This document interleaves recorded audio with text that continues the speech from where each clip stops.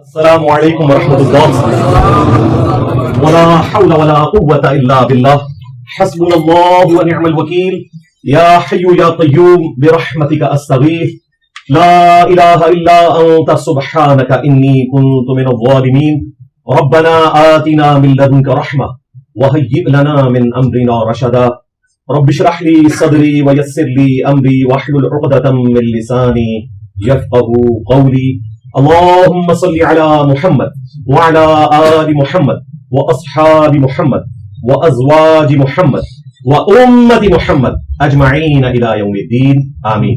الحمد لله رب العالمين والصلاة والسلام على سيد الأنبياء والمرسلين وعلى آله وأصحابه أجمعين إلى يوم الدين. الحمد للہ آج 20 اپریل 2025 کو سنڈے کے دن ہمارا یہ پبلک سیشن نمبر 195 ہونے جا رہا ہے.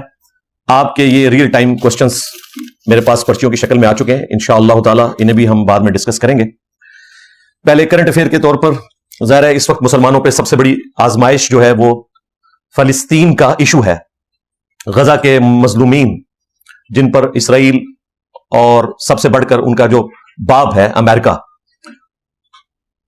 مسلط ہوا ہے، اور امریکہ اور اسرائیل مل کر جینوسائیڈ کر رہے ہیں مسلمانوں کا. نسل کشی کا ایک سلسلہ جاری ہے.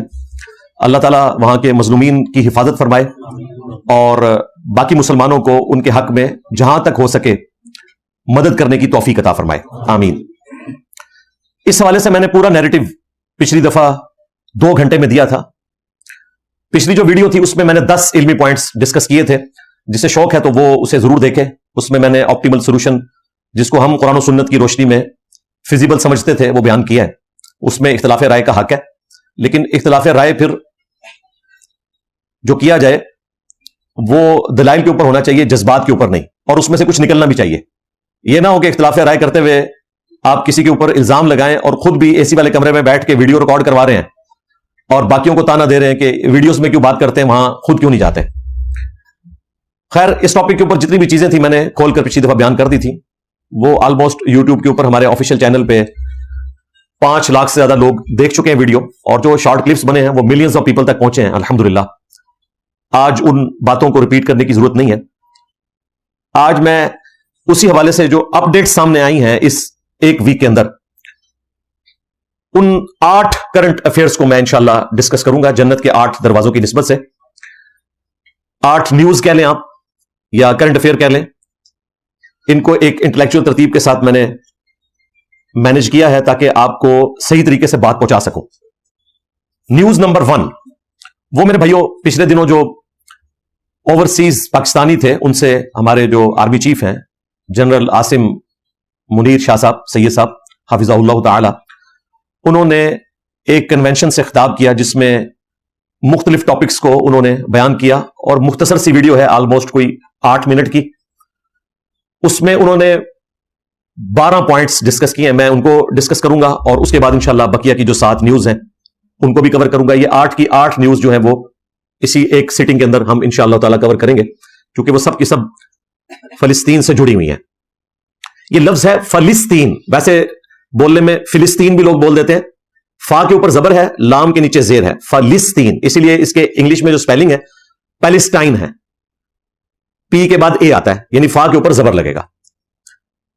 تو یہ 8 کی 8 نیوز جو ہے وہ غزہ کے مظلومین سے متعلق ہے. ان میں جو پہلی نیوز ہے وہ ہمارے آرمی چیف کا بیان ہے جو لوگ انتظار کر رہے تھے. ظاہر ہے علماء کرام نے جہاد کا فتویٰ ایشو کیا تھا اور اس کے جواب میں ان کی طرف سے بھی کوئی گفتگو آنی چاہیے تھی، وہ آ گئی ہے. اب یہ علماء کا کام ہے کہ اس کے بعد وہ نیکسٹ اپنا لائے عمل اپنی عوام کو بتائیں، اور اگر یہ بالکل اس طریقے سے خاموش ہو کے بیٹھ جاتے ہیں تو پھر سمجھ لیجئے گا کہ یہ صرف خانہ پوری انہوں نے کی تھی لوگوں کا لہو گرمانے کے لیے، اور اس سے زیادہ اس کی کوئی اہمیت نہیں تھی. یا پھر ہمارے والا موقف مان لیں جو ہم نے پچھلے ویک رکھا تھا 2 گھنٹے کی گفتگو میں، وہ ایک آپٹیمل سولوشن ہے. آرمی چیف نے جو یہ تقریر کی، اس تقریر کے دوران اوورسیز پاکستانی بھی بیٹھے ہوئے تھے، اور سب سے بڑھ کر ہمارے ملک کے جو چیف ایگزیکٹو ہیں پرائم منسٹر صاحب شہباز شریف صاحب حفظہ اللہ تعالی، وہ بھی بیٹھے ہوئے تھے. ان کی موجودگی اس چیز کو انڈورس کرتی ہے کہ جو تقریر آرمی چیف نے کی ہے وہ ان کی مرضی سے ہوئی ہے، یا جو آرمی چیف نیریٹو دے رہے ہیں اس کے ساتھ وہ ایگری کرتے ہیں. दोनों में से कोई एक बात। बहरहाल इन शॉर्ट ये कि हमारे ये दोनों बड़े मुत्तफिक हैं उस 8 मिनट की तकरीर के ऊपर, जिसमें कुल 12 पॉइंट्स डिस्कस हुए। मैं एक एक करके उनको मुख्तसर डिस्कस करूंगा और उस पर अपनी तरफ से वर्डिक्ट भी देता चला जाऊंगा इंशाअल्लाह ताला। वैसे तो हमारी ख्वाहिश थी कि यह तकरीर हमारे प्राइम मिनिस्टर साहब को करनी चाहिए और आर्मी चीफ को सामने बैठ के तालियां बजानी चाहिए थी, क्योंकि मुल्क के बड़े की तरफ से यह चीज सामने आनी चाहिए। लेकिन चूंकि पाकिस्तान अपनी पैदाइश से ही एक मर्ज लेकर पैदा हुआ है और वो है पाकिस्तान का सिक्योरिटी स्टेट होना, इर्द गिर्द इतने दुश्मन हैं, उसकी वजह से हमेशा फौज डोमिनेंट रही है हमारे पॉलिटिकल किरदार के ऊपर। काश हम सिक्योरिटी स्टेट ना होते तो आज वेलफेयर स्टेट बन जाते। तो इसमें जाहिर है कि हमारा तो कोई कसूर नहीं है। एक सूरत हाल ही मुसलमानों को सब कॉन्टिनेंट के ऐसी मिली कि जिसकी वजह से यहां तक इशू पहुंच गया। बहरहाल प्राइम मिनिस्टर साहब की मौजूदगी ये बताती है कि दोनों बड़े इसके ऊपर एग्री करते हैं। जो कुछ आसिम मुनीर साहब ने बयान किया उसमें जो गुफ्तगू की गई वो 12 पॉइंट्स की शक्ल में मैं आपके सामने रखूंगा। पॉइंट नंबर 1, पाक फौज जिंदाबाद के जो नारे लगे, इसके ऊपर आर्मी चीफ ने कमेंट्स किए कि ओवरसीज पाकिस्तानियों की जो पाकिस्तान की फौज के साथ मोहब्बत है उसको हम अप्रिशिएट करते हैं। और यकीनन चूंकि वो ओवरसीज के हवाले से डिस्कशन हो रही थी इसलिए उन्होंने ओवरसीज का जिक्र किया। पूरी कौम ही मोहब्बत रखती है, इसमें कोई शक नहीं है। इस पे मेरी वर्डिक्ट यह है कि फौज को एज ए इदारा तो कोई भी पाकिस्तानी नफरत की निगाह से नहीं देखता। फौज का जो सियासी किरदार है इसके हवाले से लोग रिजर्वेशन रखते हैं, बाकी इदारे के तौर पर कोई नफरत नहीं करता। हां, हर जमाने में कोई एक पॉलिटिकल जमात जिसको हुकूमत से निकाला जाता है वो वक्ती तौर पे एंटी एस्टैब्लिशमेंट होती है और फौज को एज ए इदारा रगड़ना शुरू कर देती है। कभी वो पीपल्स पार्टी होती है, कभी वो नून लीग होती है, आजकल वो पीटीआई है, कल शायद कोई और जमात हो। उससे यह साबित नहीं होता कि फौज को एज ए इदारा कोई नफरत करता है। लेकिन बहरहाल इस दफा कुछ ज्यादा ही हो गया है, उसकी वजह से हमारी फौज को बार बार इस चीज को हाईलाइट करना पड़ता है कि पाकिस्तानी अवाम जो है वो फौज से मोहब्बत करते हैं और उन्हें मोहब्बत करनी चाहिए, यकीनन करनी चाहिए। लेकिन फौज को भी अपनी पॉलिसीज के ऊपर नजरसानी करनी चाहिए जो वो खुद मानते हैं कि हमसे माजी में गलतियां हुई, मुस्तकबिल में अपने मामलात को बेहतर करने की कोशिश करें। पॉइंट नंबर 2, ओवरसीज के हवाले से उन्होंने एक जुमला बोला कि ये ब्रेन ड्रेन नहीं है बल्कि ब्रेन गेन है। ब्रेन ड्रेन एक टर्म बोली जाती है दुनिया में कि जब किसी मुल्क के पढ़े लिखे लोग दूसरे मुल्कों में चले जाएं तो इसे कहा जाता है ये ब्रेन ड्रेन हो गया, कि वो क्वालिफाइड लोग अपने मुल्क के लिए हमें चाहिए थे लेकिन अफसोस कि उन्हें यहां कदर की निगाह से नहीं देखा गया, बेरोजगारी की वजह से या इकोनॉमी कमजोर होने की वजह से, कोई भी वजह थी, तो वो मुल्क छोड़कर चले गए। हालांकि मैं इस चीज के साथ बिल्कुल एग्री नहीं करता। मेरा शुरू से ही मौकिफ था, जो आर्मी चीफ ने भी इस दफा बयान किया, कि ये ब्रेन ड्रेन नहीं है, ये ब्रेन गेन है। अगर इस लॉजिक को मान लिया जाए, 1 करोड़ से ज्यादा चाइनीज इस वक्त अमेरिका में बैठे हुए हैं, तो क्या ये ब्रेन ड्रेन हो रहा है? नहीं, रेमिटेंस भेज रहे हैं वो अपने मुल्क को। हमारा मुल्क भी उन्हीं रेमिटेंस के ऊपर चल रहा है। पिछले महीने तो $4 अरब से ज्यादा पाकिस्तानियों ने पाकिस्तान में भेजा है। अब मुझे बताएं, इतनी बड़ी फिगर के अंदर अगर रेमिटेंस बाहर से आते हैं तो ही हमारा मुल्क चल रहा है। यहां पे जितना कारोबार चलता है वो उन्हीं ओवरसीज के पैसे की वजह से चलता है, तभी लोग यहां खरीदारी करते हैं ना। तो मैं तो ये जज्बाती जुमले समझता हूं, चाहे वो किसी पॉलिटिकल जमात की तरफ से बोले जाएं, हाँ वो किसी मोटिवेशनल स्पीकर की तरफ से कि जी पाकिस्तान छोड़ के नहीं जाना चाहिए, यहां भूखे मर जाएं भाई, खुदकुशियां करें। जिस जिसको मौका मिलता है उसको बाहर के मुल्क जाना चाहिए, आला तालीम के लिए, अच्छी जॉब्स के लिए। रहा यह कहना कि यहां पे बंदे कम पड़ जाएंगे, अल्लाह के फजल से हमारी जितनी आबादी है ना, ये आधी भी बाहर भेज दे तब भी बंदे कम नहीं पड़ेंगे। 25 करोड़ का एटम बम हम आबादी का बन चुके हैं और ऑलमोस्ट 10 सालों में शायद हम अमेरिका को भी क्रॉस कर जाएं और चौथे नंबर के ऊपर आ जाएं। तो इसकी आप फिक्र ना करें, थोक के हिसाब से डॉक्टर्स इंजीनियर्स यहां अवेलेबल हैं, कोई ब्रेन ड्रेन नहीं होगा। बेहतर यही है कि लोग अच्छी जॉब्स के लिए, अच्छे मुस्तकबिल के लिए दूसरे मुल्कों में जाएं और वहां से रेमिटेंस मुल्क को भेजें ताकि हमारी इकोनॉमी चले। और पाकिस्तान में तो चैरिटी भी इतनी ज्यादा है जिसकी वजह से यहां गरीब लोगों का गुजर बसर आसान हुआ है, और जाहिर है उसके पीछे भी ओवरसीज पाकिस्तानियों का भेजा हुआ पैसा है जिसकी वजह से यहां ये सारे मामला चलते हैं। लिहाजा मैं इस चीज में उनको एंडोर्स करूंगा जो उन्होंने बात की, बल्कि ये वो बात है जो मैं उनसे बहुत पहले से कर रहा हूं। मेरी 3-4 साल पुरानी वीडियो रिकॉर्ड है, उसमें भी मैंने ये सारी बातें की थी। पॉइंट नंबर 3, आर्मी चीफ ने कहा कि हम रसूल हाशमी सल्लल्लाहु अलैहि वसल्लम की निस्बत की वजह से एक सुपीरियर कौम है। बिल्कुल मैं भी एग्री करता हूं, لیکن صرف اتنا کہہ دینا کافی نہیں ہے. اگر آپ صرف یہ بات کریں گے تو وہ تو ہٹلر بھی کہتا تھا کہ ہم جرمنز جو ہیں سب سے زیادہ سپیریئر ہے, اس کی وجہ سے اس نے آدھی سے زیادہ دنیا تباہ کر دی. تو اسلام سپیریئر ہونے کا کانسیپٹ اس حوالے سے نہیں دیتا کہ انسانیت میں ذات پات کا کوئی فرق کیا جائے.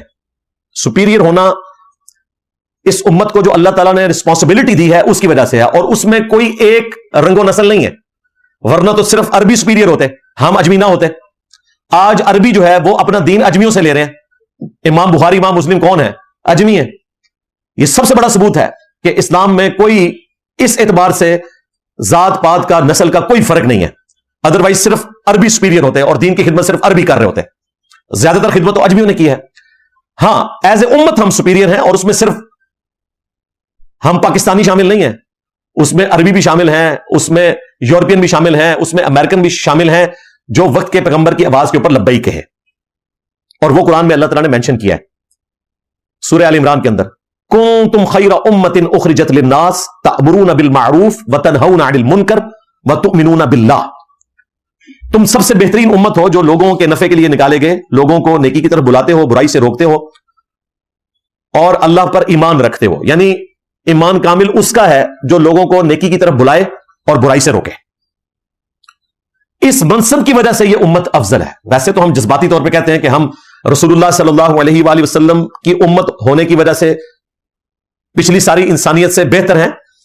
اس کے پیچھے اصل ریزن یہ ہے کہ چونکہ نبی علیہ السلام خاتم النبیین ہے, آپ کے بعد کوئی نبی نہیں آئے گا, ختم نبوت کی برکت سے نبیوں والا کام اس امت کو شفٹ ہوا ہے. یعنی لوگوں کو نیکی کی طرف بلانا اور برائی سے روکنا, اور اس میں سب کچھ آ گیا. نیکی کی طرف بلانا صرف یہ نہیں ہے کہ آپ نے توحید کی طرف بلانا ہے, نماز کی طرف بلانا ہے.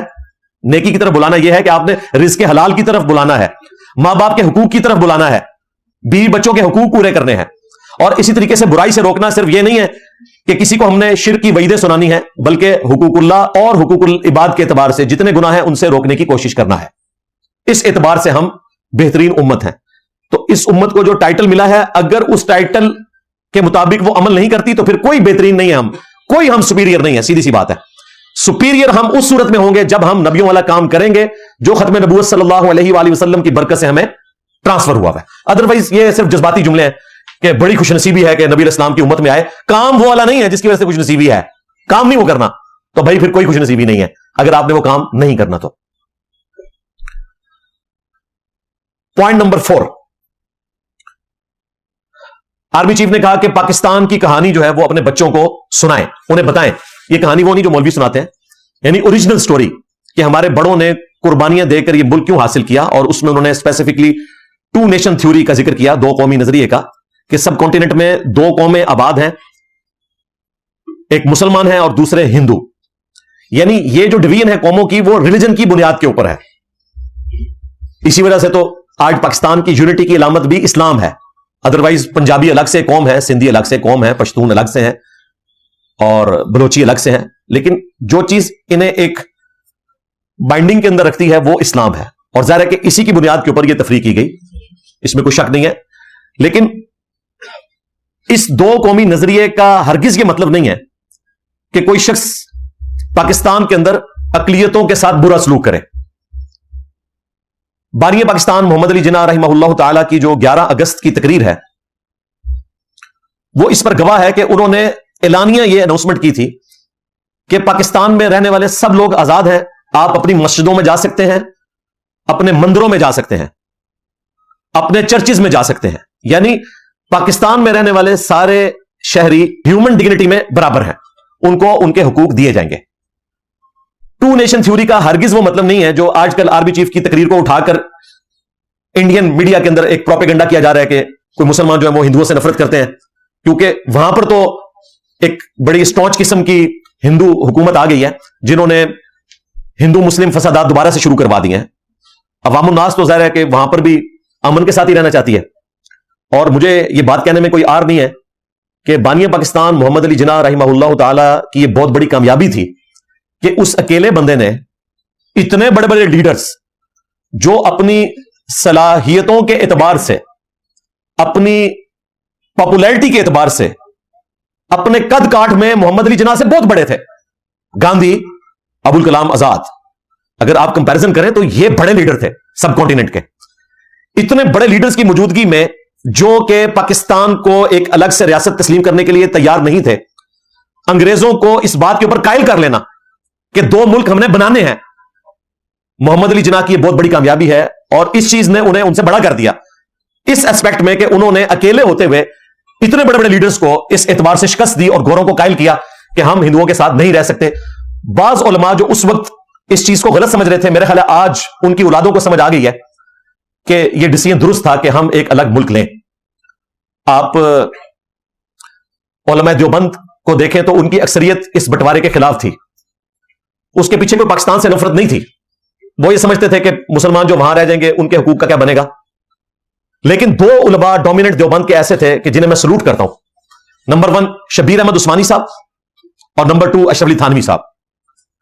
یہ لوگ پاکستان کے حامی تھے، اسی لیے تھانوی صاحب نے آپ کو پتا دیوبند مدرسہ سے بھی ریزائن کر دیا تھا، ان کے تو اختلافات شروع ہو گئے تھے، لیکن چونکہ ان کی پرسنالٹی بہت بڑی تھی اس وجہ سے دیوبندی ان کو حکیم الامت کہتے ہیں، ادروائز دیوبند مدرسہ تو انہوں نے چھوڑ دیا تھا پاکستان کی وجہ سے۔ انہوں نے کہا کہ ہم پاکستان کو سپورٹ کریں گے، اگرچہ انہیں پاکستان میں آنا اس اعتبار سے نصیب نہیں ہوا، 1944 میں ان کی ڈیتھ ہو گئی، لیکن شبیر احمد عثمانی صاحب جو تھے انہوں نے پھر اس مشن کو چلایا، اور محمد علی جناح کا جنازہ بھی شبیر احمد عثمانی صاحب نے پڑھایا تھا رحمہ اللہ تعالی۔ تو یہ کریڈٹ جاتا ہے ان علماء کو، جو علماء کا کریڈٹ ہے وہ ہم ان کو دیں گے۔ اب رہا جو بریلوی علماء تھے، وہ ظاہر ہے کہ سارے کے سارے محمد علی جناح کے ساتھ تھے، اسی وجہ سے وہ اکثر دیوبندیوں کے خلاف یہ پروپیگنڈا کرتے ہیں کہ تم لوگ تو مخالفین پاکستان ہو، تو پوری بات بتانی چاہیے کہ سارے مخالفین پاکستان نہیں تھے، میجورٹی تھی، لیکن وہ بھی بدنیتی کے ساتھ نہیں تھے، اس کے پیچھے اور ریزن تھی۔ لیکن تھانوی صاحب اور شبیر احمد عثمانی صاحب، یا پھر جماعت اسلامی کو بھی آپ دیکھ لیں، یہ بھی تو دیوبند سے ہی نکلے ہیں، مولانا مودودی ہو رحمہ اللہ تعالی، یہ بعد میں جب پاکستان بن گیا تو پھر وہ اسی سسٹم کا حصہ بنے، یہ ان کا کریڈٹ ہے، اس میں کوئی شک نہیں ہے۔ تو اس اعتبار سے یہ غلط میسج نہیں جانا چاہیے کہ دو قومی نظریے کا مطلب کوئی یہ سمجھے کہ یہاں پہ ہندوؤں کو قتل کر دیا جائے اور مسلمانوں کو جینے کا حق ہے، نہیں، مسلمان ہوں، ہندو ہوں، کرسچنز ہوں، پارسی ہوں، انڈیا میں تو جوز بھی رہتے ہیں، پاکستان میں بھی کراچی میں کسی زمانے میں رہتے تھے، اب تو میرے علم میں نہیں ہے کہ جوز رہتے ہوں، سب کو حق حاصل ہے کہ وہ پاکستان کی نیشنلٹی میں اپنے عقائد اور نظریات کے مطابق اپنے معاملات کو لے کے چل سکتے ہیں۔ پوائنٹ نمبر 5، وہ آرمی چیف نے کہا کہ 2 ریاستیں ہیں جو کلمے کی بنیاد کے اوپر بنائی گئیں، ایک ریاست طیبہ، طیبہ اور طیبہ، یہ دونوں، اور توبہ، یہ تینوں الفاظ استعمال ہوتے ہیں، یعنی کہ ریاست مدینہ، اور اس کا پرانا نام یثرب تھا، قرآن میں نام یثرب آیا، مدینہ بھی آیا، اور دوسری ریاست جو ہے وہ پاکستان کی جو کلمے کی بنیاد کے اوپر بنی، اس میں کوئی شک نہیں ہے۔ ویسے اس کے علاوہ بھی ریاستیں ہیں جو نظریاتی ہیں، مثلا جو سعودی عرب کی ریاست ہے، انیشلی وہ بھی شرک اور بدعت کے خلاف محمد بن عبد الوہاب صاحب کی سٹرگل تھی، وہ اپنی زندگی میں تو کامیاب نہیں ہوئے، لیکن ان کی تیسری نسل میں جا کے آل سعود کے ساتھ مل کر جو آل شیخ نے محنت کی، بہرحال وہ سعودی عرب میں حکومت بنانے میں کامیاب ہو گئے ورلڈ وار 1 کے بعد، وہ بھی ایک نظریاتی ریاست ہے۔ اسی طریقے سے ایران کا جب انقلاب آیا تو آپ اس کو چوتھی نظریاتی ریاست کہہ سکتے ہیں 1979 میں۔ یہ چاروں ریاستیں اس اعتبار سے نظریاتی ہیں۔ اسرائیل جو کہ ایک یہودیوں کی ریاست ہے، وہ بھی اپنی جگہ ایک نظریاتی ریاست ہے، تو اس میں کوئی شک نہیں ہے کہ پاکستان ایک نظریاتی ریاست ہے، لیکن اس پہ میں ورڈک یہ دوں گا کہ پھر اس نظریاتی ریاست کو زبانی کلامی نہیں چلنا چاہیے، پھر اسلامی جو عدل و انصاف کا قانون ہے وہ یہاں پر نافذ ہونا چاہیے۔ انبیاء کرام علیہ السلام دنیا میں آتے ہی اس لیے ہیں کہ وہ اللہ تعالیٰ کے نمائندہ ہوتے ہیں پلانٹ ارتھ پہ، اور لوگوں کے درمیان عدل و انصاف کو وہ قائم کرتے ہیں، جو سورۃ الحدید کے اندر اللہ تعالیٰ نے ان کا مشن رپورٹ کیا ہے کہ وہ انصاف کو قائم کرنے کے لیے آتے ہیں، اور اس کے لیے ان کو تلوار بھی اٹھانی پڑتی ہے۔ لوہے کا ذکر اسی لیے اس میں آیا، الحدید لوہے کو کہتے ہیں، کہ اگر تلوار بھی اٹھانی پڑے، آرم کنفلکٹ بھی کرنا پڑے، تو عدل و انصاف کو اسٹیبلش کرنے کے لیے آپ کو کرنا پڑے گا۔ جو لوگ کہتے ہیں کہ جی اسلام تلوار کے زور پر پھیلا، بالکل بات درست ہے، لیکن یہ آدھا سچ ہے، پورا سچ یہ ہے تلوار کے زور پر اس لیے پھیلا کہ رومنز اور پرشینز نے سینکڑوں سال سے انسانیت کا استحصال کیا ہوا تھا، صرف واضح و نصیحت سے انہوں نے اپنی حکومتیں نہیں چھوڑنی تھی، ان کو تلوار کے زور پر اسلام نے اکھاڑا تاکہ فریڈم آف ایکسپریشن ہو۔ اسلام کے آنے سے پہلے جو بادشاہ کا دین ہوتا تھا وہی رعایا کا دین ہوتا تھا۔ اگر پرشیا کا بادشاہ آتش پرست ہے تو وہ अपनी रियासत में इस चीज को एस्टेब्लिश करता था कि सब लोग आग की पूजा करें। रोमन अंपायर के हेड ने 337 ईस्वी में कॉन्स्टेंटाइन ने अगर क्रिश्चियनिटी कबूल की तो उससे पहले सब बुत परस्त थे, फिर पूरी रियाया जो है वो क्रिश्चियन हो गई। किसी तबलीग की वजह से नहीं हुई, बादशाह क्रिश्चियन हो गया था। नबी सल्लल्लाहु अलैहि वसल्लम की पैदाइश से भी ये 250 साल पहले का वाकया है, कॉन्स्टेंटाइन वाला 337 ईस्वी, क्योंकि नबी इस्लाम की पैदाइश हुई है 571 ईस्वी में। तो इस्लाम ने पहली दफा यह आजादी दी कि बादशाह और रियाया का दीन मुख्तलिफ हो सकता है। ला इकराह फिद्दीन, दीन कबूल करने के मामले में कोई जबर नहीं है। क़द तबय्यन रुश्द मिनल गई, बेशक हदायत को गुमराही से अलग करके बयान कर दिया गया है। आप जिसकी मर्जी है वो हदायत का रास्ता कबूल करे, जिसकी मर्जी वो गुमराही का रास्ता इख्तियार करे। इस्लाम ने पहली दफा इजाजत दी, और यही वजह है कि सैयदना उमर के दौर में जब यरूशलेम मुसलमानों के पास आया तो सैयदना उमर ने उसे इंटरनेशनल सिटी डिक्लेयर कर दिया, वरना 500 साल से ऑलमोस्ट यहूदियों को वहां आने की इजाजत नहीं थी, जब से टाइटस ने 70 ईस्वी में उनको वहां से निकाला था। 500 साल बाद पहली दफा सैयदना उमर ने इजाजत दी कि ये इंटरनेशनल सिटी है, यहां पे मुसलमान भी आ सकते हैं, ज्यूज भी आ सकते हैं, क्रिश्चियंस भी आ सकते हैं। अलबत्ता क्रिश्चियंस ने ये ट्रीटी करवाई थी क्योंकि जंग के बगैर यरूशलेम हवाले किया था कि यहूदियों को सिर्फ आने की इजाजत हो, यहां पे वो रह नहीं सकते। तो सैयदना उमर ने उनकी बात मान ली थी और मुसलमान इसके ऊपर कारबंद रहे। सल्तनत उस्मानिया भी सख्ती से डटी रही और इसी वजह से फिर यहूदियों ने सल्तनत उस्मानिया को खत्म करवाया। और फिर आपने देखा कि 1917 में बालफोर डिक्लेरेशन हुई और दोबारा से फिर वो ऑलमोस्ट समझ लें 2000 साल बाद यहूदी वहां पर आबाद होना शुरू हुए और इस वक्त उन्होंने कब्जा कर लिया। तो ये इस्लाम ने इजाजत दी है कि आप एक इस्लामिक कंट्री में भी अपने मजहब के मुताबिक जिंदगी गुजार सकते हैं। लेकिन जब हम ये बात करते हैं कि पाकिस्तान एक इस्लामिक कंट्री है तो सिर्फ ये नाम का इस्लामिक नहीं होना चाहिए, इस्लाम का अदल और इंसाफ भी यहां पर कायम होना चाहिए।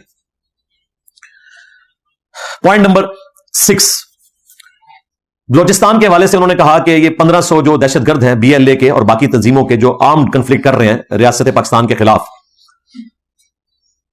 इनकी वजह से पाकिस्तान को कोई नुकसान नहीं होगा, हम इन्हें काबू कर लेंगे। और जो लोग ये गिला करते हैं कि फॉरेन इन्वेस्टमेंट यहां हमारे मुल्क में नहीं आ पा रही इस वजह से कि यहां पर दहशतगर्दी है, तो उनको भी हम मैसेज देंगे कि ये 1500 लोग पाकिस्तान के मुस्तकबिल का फैसला नहीं करेंगे, बल्कि हम इनको इंशाअल्लाह ताला कुछ अरसे में काबू कर लेंगे, जिसके लिए उन्होंने खवारिज की एक टर्म भी डिवाइस की है। बिल्कुल खवारिज तो हैं ये, क्योंकि आर्म्ड कन्फ्लिक्ट कर रहे हैं रियासत के खिलाफ।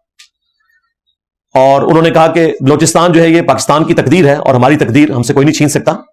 लेकिन इसमें मैं अपनी तरफ से एक चीज ऐड करूंगा कि खवारिज के साथ तो बेशक आर्म्ड कन्फ्लिक्ट करना जरूरी है, जाहिर है ये लातों के भूत हैं, ये बातों से नहीं मानते। मुझे हैरानगी होती है अपने उस सेकुलर तबके के ऊपर कि जो TTP की तो मुखालफत करते हैं इस वजह से कि वो मजहबी दहशतगर्द हैं, लेकिन जब बलोचिस्तान के दहशतगर्दों की बारी आती है तो कहते हैं इनके साथ मुज़ाकरात करें, क्योंकि वो सेकुलर दहशतगर्द हैं, वो मजहबी दहशतगर्द तो नहीं है।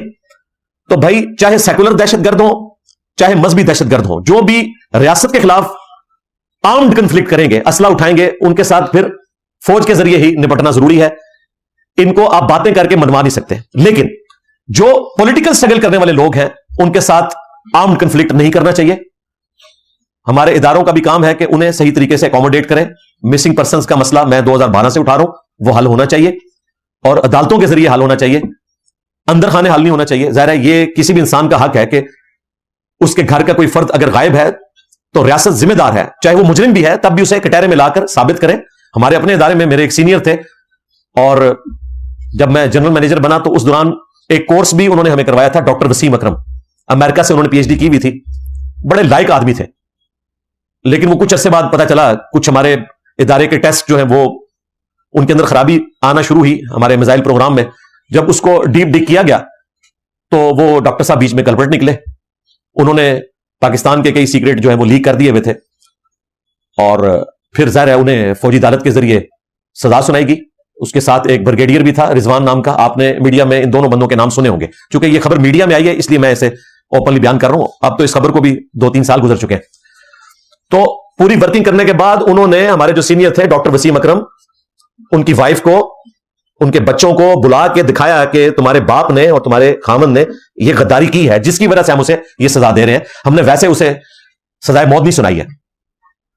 तो मजा आया ना। इसी तरीके से बलोचिस्तान के जो लोग हैं या ہمارے کے پی میں جو لوگ ہیں جو ریاست کے خلاف آرم کنفلکٹ کر رہے ہیں، تو ان کے جرائم کو عدالت میں ثابت کرنے کے بعد سزائیں سنائی جائیں. اگر آپ مسنگ پرسنز کا مسئلہ حل نہیں کریں گے تو عوام الناس میں آپ کے خلاف نفرت ہوگی، یعنی کہ ریاست پاکستان کے خلاف نفرت. پوائنٹ نمبر 7، آرمی چیف نے کہا کہ فوج کے ادارے کو بدنام کرنے والے لوگ جو ہیں وہ پاکستان کے دشمن ہیں. بالکل میں آپ کے ساتھ ایگری کرتا ہوں. اور دیکھیں، میں نے اس چیز کی کوئی پرواہ نہیں کی کہ ایک پولیٹیکل جماعت اتنی پاپولر ہے. میں یہ سمجھتا تھا کہ وہ جو کچھ کر رہے ہیں وہ غلط ہے. میں نے فرنٹ سے لیڈ کیا اور کسی کے کہنے پہ نہیں کیا. آپ کو پتا ہے کہ میرا ایک سٹانس ہے، اس میں کوئی لحاظ نہیں کرتا، خواہ وہ فوج کے خلاف جاتا ہو، خواہ وہ کسی مذہبی جماعت کے خلاف جاتا ہو، خواہ وہ کسی سیاسی جماعت کے خلاف جاتا ہو. میں اسے دھڑلے سے بیان کرتا ہوں. اور اس میں چند ایک یوٹیوبرز بھی کود پڑے اپنے ڈالرز پکے کرنے کے لیے، ان کی بھی میں نے طبیعت صاف کی اور دیکھیں کس طرح دبکے ہوئے بھاگے ہوئے، وہ نہیں سامنے آئے. میں نے ان کا ہر چیلنج قبول کیا کہ بھائی آج تمہاری ہر شرط منظور ہے، میرے ساتھ آ کے بات کر لو. تو مجھے تو اپنی صفائی پیش کرنے کی ضرورت نہیں کسی کو. اس میں کوئی شک نہیں ہے کہ پاکستان کی فوج کے جو خلاف ہوتا ہے ایز اے ادارہ، وہ تو بے شک ملک کا دشمن ہے. لیکن فوج کیا اپنے اوپر غور و تفکر کرے گی کہ یہ جو دن آج ہمیں دیکھنے پڑ رہے ہیں یہ کن لوگوں کی وجہ سے دیکھنے پڑ رہے ہیں؟ تو مجھے یہ بات کہنے میں آر نہیں ہے کہ اس میں سب سے بڑا اگر کوئی قصوروار ہے تو وہ ہماری اسٹیبلشمنٹ ہے. انہی کی غلط پالیسیز کی وجہ سے یہاں تک معاملات پہنچے. خود ایک پولیٹیکل لیڈر کو یہ مہاتما بناتے ہیں، اس کے ذریعے عدلیہ کو گالیاں دلواتے ہیں. افتخار چودھری صاحب کو کتنی گالیاں پڑی اس وقت کنٹینر کے اوپر. آپ کیا سمجھتے ہیں کہ وہ اس وجہ سے پڑی کہ کوئی اس وقت کی پولیٹیکل جماعت کے ساتھ اس کی دشمنی تھی؟ نہیں، چونکہ افتخار چودھری صاحب ایک ڈکٹیٹر مشرف کے خلاف کھڑے ہوئے تھے. باقی ان کی کمزوریاں اپنی جگہ، بعد میں جو انہوں نے گند مچایا وہ اپنی جگہ، وہ گند ہی ہے. بلکہ ارشاد بھٹی صاحب مجھے کہہ رہے تھے افتخار چودھری صاحب کی بھی میں پوڈ کاسٹ کر رہا ہوں. میں نے کہا بڑی بات ہے، انہوں نے آپ کو ٹائم دے دیا ہے. تو وہ گند اپنی جگہ، لیکن افتخار چودھری صاحب کو یہ کریڈٹ جاتا ہے کہ وہ ایک ڈکٹیٹر کے خلاف کھڑے ہوئے اور مشرف کو وردی اتارنی پڑی، اگرچہ اس میں فوج کے کچھ لوگ بھی ان کو سپورٹ کر رہے تھے، لیکن بہرحال دلیری افتخار چودھری کی تھی. افتخار چودھری صاحب کو کنٹینر سے خان صاحب کے ذریعے گالیاں پڑوائی اس لیے گئی کہ آندہ کوئی فوج کے خلاف اس طریقے سے کھڑا نہ ہو. دوسرا کسے گالیاں پڑوائی گئی اس زمانے میں؟ جیو کو، کیونکہ جیو شروع سے ایک ڈیموکریٹک چینل ہے، وہ ہمیشہ ڈیموکریسی کو سپورٹ کرتا ہے. آج تو پی ٹی اے کو بھی اچھا لگتا ہے نا. احمد میر صاحب وہی ہیں، عمران خان صاحب چینج ہوئے ہیں، وہ تو وہیں پہ کھڑے ہوئے، اور جیو اپنی پالیسی میں اسی جگہ کھڑا ہے. جیو نے تو ارشاد بھٹی کو فارغ نہیں کیا، لیکن جب خان صاحب آئے تھے انہوں نے اپنے مخالفین صحافیوں کو فارغ کرنا شروع کر دیا تھا. جیو کو گالیاں پڑوائیں. یہ سارے معاملات اس وقت ہوئے اس وجہ سے کہ جو بھی ڈیموکریسی کی بات کرے، فوج کے پولیٹیکل کردار کے خلاف بولے، اس کو گالیاں پڑواؤ، خواہ وہ افتخار چودھری ہو، خواہ وہ جیو ٹیلی ویژن ہو. اور کینٹ ایریا میں تو باقاعدہ لکھ کے لگایا ہوتا تھا کہ یہاں جیو نہیں چلے گا. ان دنوں تو میں تو شہر میں رہ رہا تھا، میرا بھی انہوں نے بند کر دیا. تو میں نے ان کو فون کیا، ان کا وہ بڑے گھر والوں نے منع کیا. میں نے کہا لعنت ہے تمہارے اوپر یار، پیسے ہم سے لے رہے ہو اور کام جو ہے بڑے گھر والوں کا کر رہے ہو. میں نے تمہیں اس چیز کے پیسے دیے کہ میں نے اے آر وائی کا جھوٹ سننا ہے؟ میں تو سارے چینلز دیکھتا ہوں. یہ میں اس زمانے کی بات کر رہا ہوں جب پی ٹی اے والوں کو یہ باتیں بری لگتی تھی. آج کل تو پی ٹی اے والے تو نظریاتی پلس ہوئے ہیں. ٹھیک ہے، تو یہ سارے بیج آپ نے بوئے تھے. اس وقت 11 نکاتی ایک ایجنڈا ہماری اسٹیبلشمنٹ نے خان صاحب کے حوالے کیا تھا کہ آپ نے زرداری کو گالیاں نکالنی ہے، آپ نے نواز شریف کو گالیاں نکالنی ہے، سارے سیاستدانوں کو چور کہنا ہے، تاکہ اس کے ذریعے نا آپ کو ہم مہاتما بنائیں گے اور پھر ہم مل جل کے کام کریں گے. انہیں کیا پتا تھا کہ خان صاحب ہی ان کے گاٹے فٹ ہو جائیں گے بعد میں. تو اس وقت یہ سب کچھ، اور یہ ڈاکومنٹڈ ہے، یہ میں آپ کو بتا رہا ہوں. یہ نہ سمجھیے گا کہ یہ زبانی کلامی باتیں ہیں، ان کو پتہ ہے.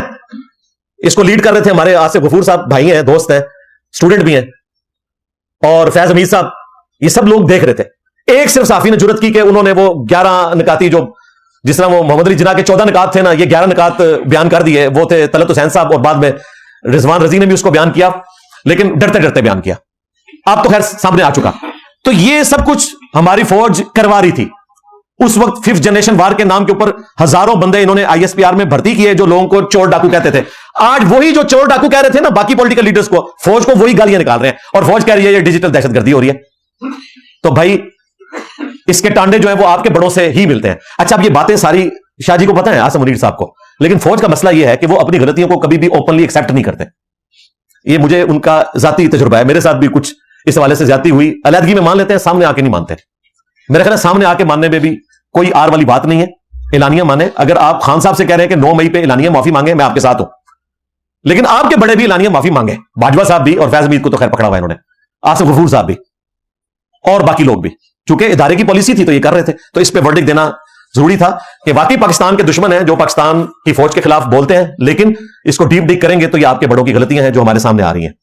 پھر جو ایک جہادی کانسیپٹ آیا, پرائیویٹ کیا آپ نے جہاد کو, جہادی تنظیمیں لانچ کی, یہ تو اللہ بھلا کرے FATF حافظہ اللہ تعالیٰ کا, وہ نہ ہوتا تو آج بھی ہمیں خیال نہ آتا. انہوں نے پھر ضرب عزم کیا, رد الفساد کیا اور آپریشنز کیے. لیکن ابھی بھی دقت نظر سے دیکھنے کی ضرورت ہے کہ ہم نے کیا واقعی یہ طے کر لیا ہے کہ ریاست پرائیویٹ جہاد نہیں کرنے دے گی, یا وقتی طور پہ ہم یہ کر رہے ہیں اور اندر خانے ہم ان کو بھی تنخواہیں دے رہے ہوں. تو یہ دیکھنے کی ضرورت ہے. ویسے میرے علم کی حد تک تو یہ بیچارے سارے جہادی بے روزگار ہوئے ہیں آج کل, لیکن یہ نہ ہو کل کو کوئی صورتحال بدلے تو پھر آپ ان کو ہائر کر لیں اور ہمارے اوپر مسلط کر دیں. اس وقت تو بیچارے بے روزگار ہیں, ظاہر ہے, کیونکہ ہم دیکھ رہے ہیں وہ سارے جہادی تنظیموں کے لوگ کچھ تو وہ افغانستان چلے گئے اور کچھ بیچارے یہاں پہ ریڑیاں لگا رہے ہیں, تو لگ رہا ہے کہ ان کی تنخواہیں بند ہوئی ہیں. ان کو اکوموڈیٹ کریں. ویسے تو وقتی طور پہ ایک ملی مسلم لیگ اسی لیے بنائی گئی تھی کہ انہیں اکوموڈیٹ کیا جائے, اور بڑی حیران کن بات ہے یہ وہی ہماری جماعت الدعوہ تھی جو جمہوریت کو کفر کہتی تھی, بعد میں انہوں نے ملی مسلم لیگ بنا کے اپنے کینڈیڈیٹس بھی کھڑے کر دیے. تو اچھی بات ہے, دیر ہے درست ہے. پوائنٹ نمبر 8, آرمی چیف نے کہا کہ پاکستان جو ہے یہ ہارڈ اسٹیٹ ہے, اور اس کی ڈیفینیشن انہوں نے کی کہ ہارڈ اسٹیٹ وہ ہوتی ہے جہاں ہر ادارہ آئین کی حدود کے اندر اپنے کام صحیح طریقے سے کر رہا ہو. تو انہوں نے کہا اب ہر ادارہ اپنا کام صحیح طریقے سے کرے گا, یعنی عدلیہ بھی صحیح طریقے سے کام کرے گی, فوج بھی کرے گی, کسی کو پرائیویٹ جہاد کرنے کی اجازت ہم نہیں دیں گے, کسی کو فوج کے خلاف بولنے کی یا ریاست پاکستان کے خلاف بولنے کی اجازت نہیں دیں گے, جو گالی گلوچ کی حد تک ہے. کاش ایسا ہی ہو کہ ہر ادارہ جو ہے وہ اپنے آئینی حدود کے اندر رہ کر کام کرے, لیکن ہمارا ماضی کوئی اچھا نہیں ہے اس اعتبار سے. ہماری عدلیہ بھی کمپرومائز رہی, جتنے ڈکٹیٹرز آئے ان کو لیجیٹمائز کیا عدلیہ نے. عدلیہ یعنی سپریم کورٹ اگر کسی ڈکٹیٹر کو لیجیٹمائز نہ کرے تو وہ حکومت نہیں چلا سکتا. جتنے یہ ڈکٹیٹر آئے ان کو ہمیشہ عدلیہ نے سپورٹ کیا, اور عدلیہ کے ذریعے ہم نے ایک پرائم منسٹر کو پھانسی پہ چڑھا دیا. عدلیہ کے ذریعے ہم نے ایک پرائم منسٹر کو پاناما کی بنیاد کے اوپر پیسہ لانا تھا ملک میں, وہ پیسہ تو نہیں آیا, اینڈ پہ اقامہ نکال کے اسے حکومت سے نکالا. اور عدلیہ کی بنیاد کے اوپر ہی آج کل جو معاملات ہیں وہ آپ کے سامنے ہیں. 26ویں آئینی ترمیم بھی آ چکی ہے, اس میں تو ظاہر ہے عدلیہ کا کیا قصور ہے, وہ تو پارلیمنٹ نے کرنا ہے. بہرحال اگر یہ اچھی انٹینشن کے ساتھ ہوئی ہے تو اس کے رزلٹ بھی نظر آنے چاہیے. اسی طریقے سے ماضی میں جو ہماری فوج کا کردار رہا سیاست میں, جو باجوہ صاحب نے اپنی آخری تقریر میں کہا کہ ہم سب سے زیادہ قربانیاں دیتے ہیں لیکن ہمیں گالیاں بھی کھانی پڑتی ہیں اس وجہ سے کہ ہم سیاست میں لچ فرائی کرتے رہے, تو یہ تو ایکس آرمی چیف نے خود اپنی آخری تقریر میں مانا تھا. تو مستقبل میں پھر اس چیز کو انشور کیا جائے کہ واقعی ہر ادارہ اپنی ڈومین میں رہتے ہوئے کام کرے, اور ہر ادارہ اگر صحیح طریقے سے کام کرے گا تو 3 مسائل ایسے ہیں جو میں اسپیسیفکلی یہاں مینشن کروں گا کہ جو ایڈریس ہونے چاہیے. نمبر 1, مسنگ پرسنز کا ایشو ایڈریس ہونا چاہیے. عدلیہ کا کام ہے ان لوگوں کو پروڈیوس کرے, اور اگر مجرم ہے سزائیں دے, اور اگر بے گناہ ہے تو انہیں ان کے رشتہ داروں تک جانے کی اجازت ملے جو بیچارے سالوں سے ان کے انتظار میں بیٹھے ہیں. نمبر 2, 9 مئی کے کیسز ابھی تک لٹکے ہوئے ہیں, کوئی فائنل اس اعتبار سے ورڈکٹ نہیں آیا. پچھلے دنوں کچھ لوگ چھوڑے گئے فوجی عدالتوں کے ذریعے, جو صرف جیو فینسنگ میں آئے تھے انہیں تو چھوڑا جائے. جو لوگ مجرمین ہیں جن کا جرم ثابت ہوتا ہے بے شک انہیں سزائیں دی جائیں, لیکن جلدی دی جائیں, لٹکایا نہ جائے اس معاملے کو. اور نمبر 3, فوج اور عدلیہ اپنے آپ کو پالیٹکس سے الگ کرے. اب جب یہ ہم بات کرتے ہیں وہ کہتے ہیں ہماری مجبوری ہے, پاکستان سیکورٹی اسٹیٹ ہے, ٹھیک ہے ٹائم لگے گا اس میں کوئی شک نہیں ہے, لیکن نیک نیتی کے ساتھ یہ معاملات آگے چلتے ہوئے نظر بھی آنے چاہیے. مجھے تو یہ لگ رہا ہے کہ آج اسٹیبلشمنٹ جتنی مضبوط ہے آج سے پہلے کبھی بھی نہیں تھی, اور اس میں مجھے کہنے میں آر نہیں ہے کہ اس میں ہمارے پولیٹیکل لیڈرز بھی مجرم ہوتے ہیں. جب یہ لوگ حکومت میں ہوتے ہیں اس وقت اسی فوج کے ساتھ مل کے اپنے مخالفین کو یہ جیلوں میں ڈلواتے ہیں, جب وہ مخالفین فوج کے ساتھ ملتے ہیں پھر ان کو جیلوں میں ڈلوا دیتے ہیں. تو اگر یہ ہمارے پولیٹیکل لیڈرز بھی ان کے اعلی کار نہ بنے, ایک دوسرے کی ٹانگیں نہ کھینچیں, جو میں نے کئی دفعہ کہا ہے کہ چارٹر آف اکانومی اور چارٹر آف ڈیموکریسی یہ 2 معاہدے لکھ لیے جائیں تو یہ ایشوز مستقبل میں ایڈریس ہو سکتے ہیں. اللہ کرے جی ایڈریس ہو. پوائنٹ نمبر 9, آرمی چیف نے سوشل میڈیا کے اوپر کریٹیسزم کیا, اور وہ تو اپنی نجی محفلوں میں سوشل میڈیا کو شیطانی میڈیا بھی کہتے ہیں کیونکہ اس پہ زیادہ تر نیگیٹو چیزیں ہی پروپیگیٹ کی جاتی ہیں, لیکن اس کی وجہ سے اوور آل اس کو ہم شیطانی میڈیا نہیں کہہ سکتے. میرا موقف یہ ہے کہ جو پازیٹیو چیزیں ان کا یوز کرنا چاہیے, اور جو نیگیٹو چیزیں ان کے اوپر قوانین بنانے چاہیے. اسی تقریر میں انہوں نے بڑا اچھا ایک جملہ بولا کہ پاکستان کا سوشل میڈیا یہ ہے کہ فارورڈڈ ایز ریسیوڈ, اور اسلام ہمیں کیا کہتا ہے, یعنی فارورڈڈ ایز ریسیوڈ یعنی جس طرح مجھے ملا میں نے آگے اس کو پہنچا دیا. یعنی اگر ہماری جماعت کہہ رہی ہے نا کہ یہ پولیٹیکل لیڈر یہودی ایجنٹ ہے تو ہم نے کوئی تحقیق نہیں کرنی, ہم نے اسے یہودی ایجنٹ کہنا ہے. اور اگر اس جماعت کے لوگ یہ کہہ رہے ہیں نا کہ یہ چور ہیں تو ہم نے کوئی تحقیق نہیں کرنی, ہم نے چور کہنا ہے. بھلے ہمیں انگلینڈ کی عدالتوں میں مقدمات بھی ہارنے پڑ جائیں, پھر بھی ہم کہیں گے نہیں یہ ابھی بھی چور ہے. تو اس طرح نہ کریں. اس کے اگینسٹ آرمی چیف نے سورۃ الحجرات کی آیت تلاوت کی, آیت نمبر 6. وہ غلطی سے ان کے منہ سے سورۃ الاحزاب نکل گیا, اس کا بھی لوگ مذاق بنا رہے ہیں. اللہ کے بندو, اس طرح چیزیں بیان کرنے میں تو صحابہ تابعین تبع تابعین کو بھی وہم لاگ ہو جاتا ہے. اس کی وجہ سے یہ نہیں ہے کہ آپ نے اس کو کرٹیسزم کرنا شروع کر دینا ہے. اصل چیز تھی کہ انہوں نے آیت درست پڑھی, یا ایھا الذین آمنوا ان جاءکم فاسق بنبأ فتبینوا, اے اہل ایمان اگر کوئی فاسق تمہارے پاس خبر لے کر آئے تو اس کی تحقیق کر لیا کرو آگے پہنچانے سے پہلے. کہیں ایسا نہ ہو کہ تم لا علمی میں کسی قوم کو نقصان پہنچا بیٹھو اور بعد میں پھر تم اس پر شرمندہ ہو کہ یہ کیا حرکت میں کر بیٹھا. تو یہ آیت مبارکہ اس بات کا ثبوت ہے کہ آپ نے بغیر تحقیق کے بات آگے نہیں پہنچانی. اسپیسیفکلی یہ آیت جو ہے وہ ولید بن عقبہ سے متعلق نازل ہوئی, جس کو نبی علیہ السلام نے صدقات کی کلیکشن کے لیے بھیجا تھا, لیکن وہ اس اسپیسیفک قبیلے میں نہیں گیا. تفسیر ابن کثیر میں پورا یہ واقعہ درج ہے. اور آ کر نبی علیہ السلام کو خبر دی کہ وہ تو انکاری ہو گئے ہیں, مرتد ہو گئے ہیں. تو نبی علیہ السلام تو ایک فوجی مہم روانہ کرنے لگے تھے ان کے خلاف. تو اللہ تعالیٰ نے وحی کے ذریعے بتا دیا کہ یہ تو وہاں پہ گئے ہی نہیں ہے, یہ تو جھوٹ بول رہا ہے. تو اس میں یہ آیت نازل ہوئی کہ اگر کوئی فاسق خبر لے کر آئے تو تحقیق کر لیا کرو. اور امام مسلم رحمۃ اللہ علیہ نے صحیح مسلم میں اس آیت کو دلیل بنایا ہے. سٹارٹ ہی میں مقدمہ لکھتے ہوئے 92 روایتیں جب لکھی تو سٹارٹ اسی آیت سے لیا کہ یہ قرآن نے بتایا ہے کہ آپ نے تحقیق کے بغیر حدیث کو بھی آگے بیان نہیں کرنا. اس کے بعد صحیح مسلم میں امام مسلم وہ حدیث بھی لے کر آئے کہ کسی شخص کے جھوٹا ہونے کے لیے یہی بات کافی ہے کہ وہ ہر سنی سنائی بات کو بغیر تحقیق کے آگے بیان کر دے. اس کی اگر کوئی نمائندہ مثال ہے نا تو وہ پاکستان کا سوشل میڈیا ہے, اور اس میں بھی خصوصاً جو پولیٹیکل جماعتیں آپس میں ایک دوسرے کے خلاف پروپیگنڈا کرتی ہیں نا, ٹوٹلی جھوٹ کے اوپر مبنی. اس کو آپ کہیں ثابت نہیں کر سکتے. پوچھا جائے کہتے ہیں کہ سب کو پتا ہے.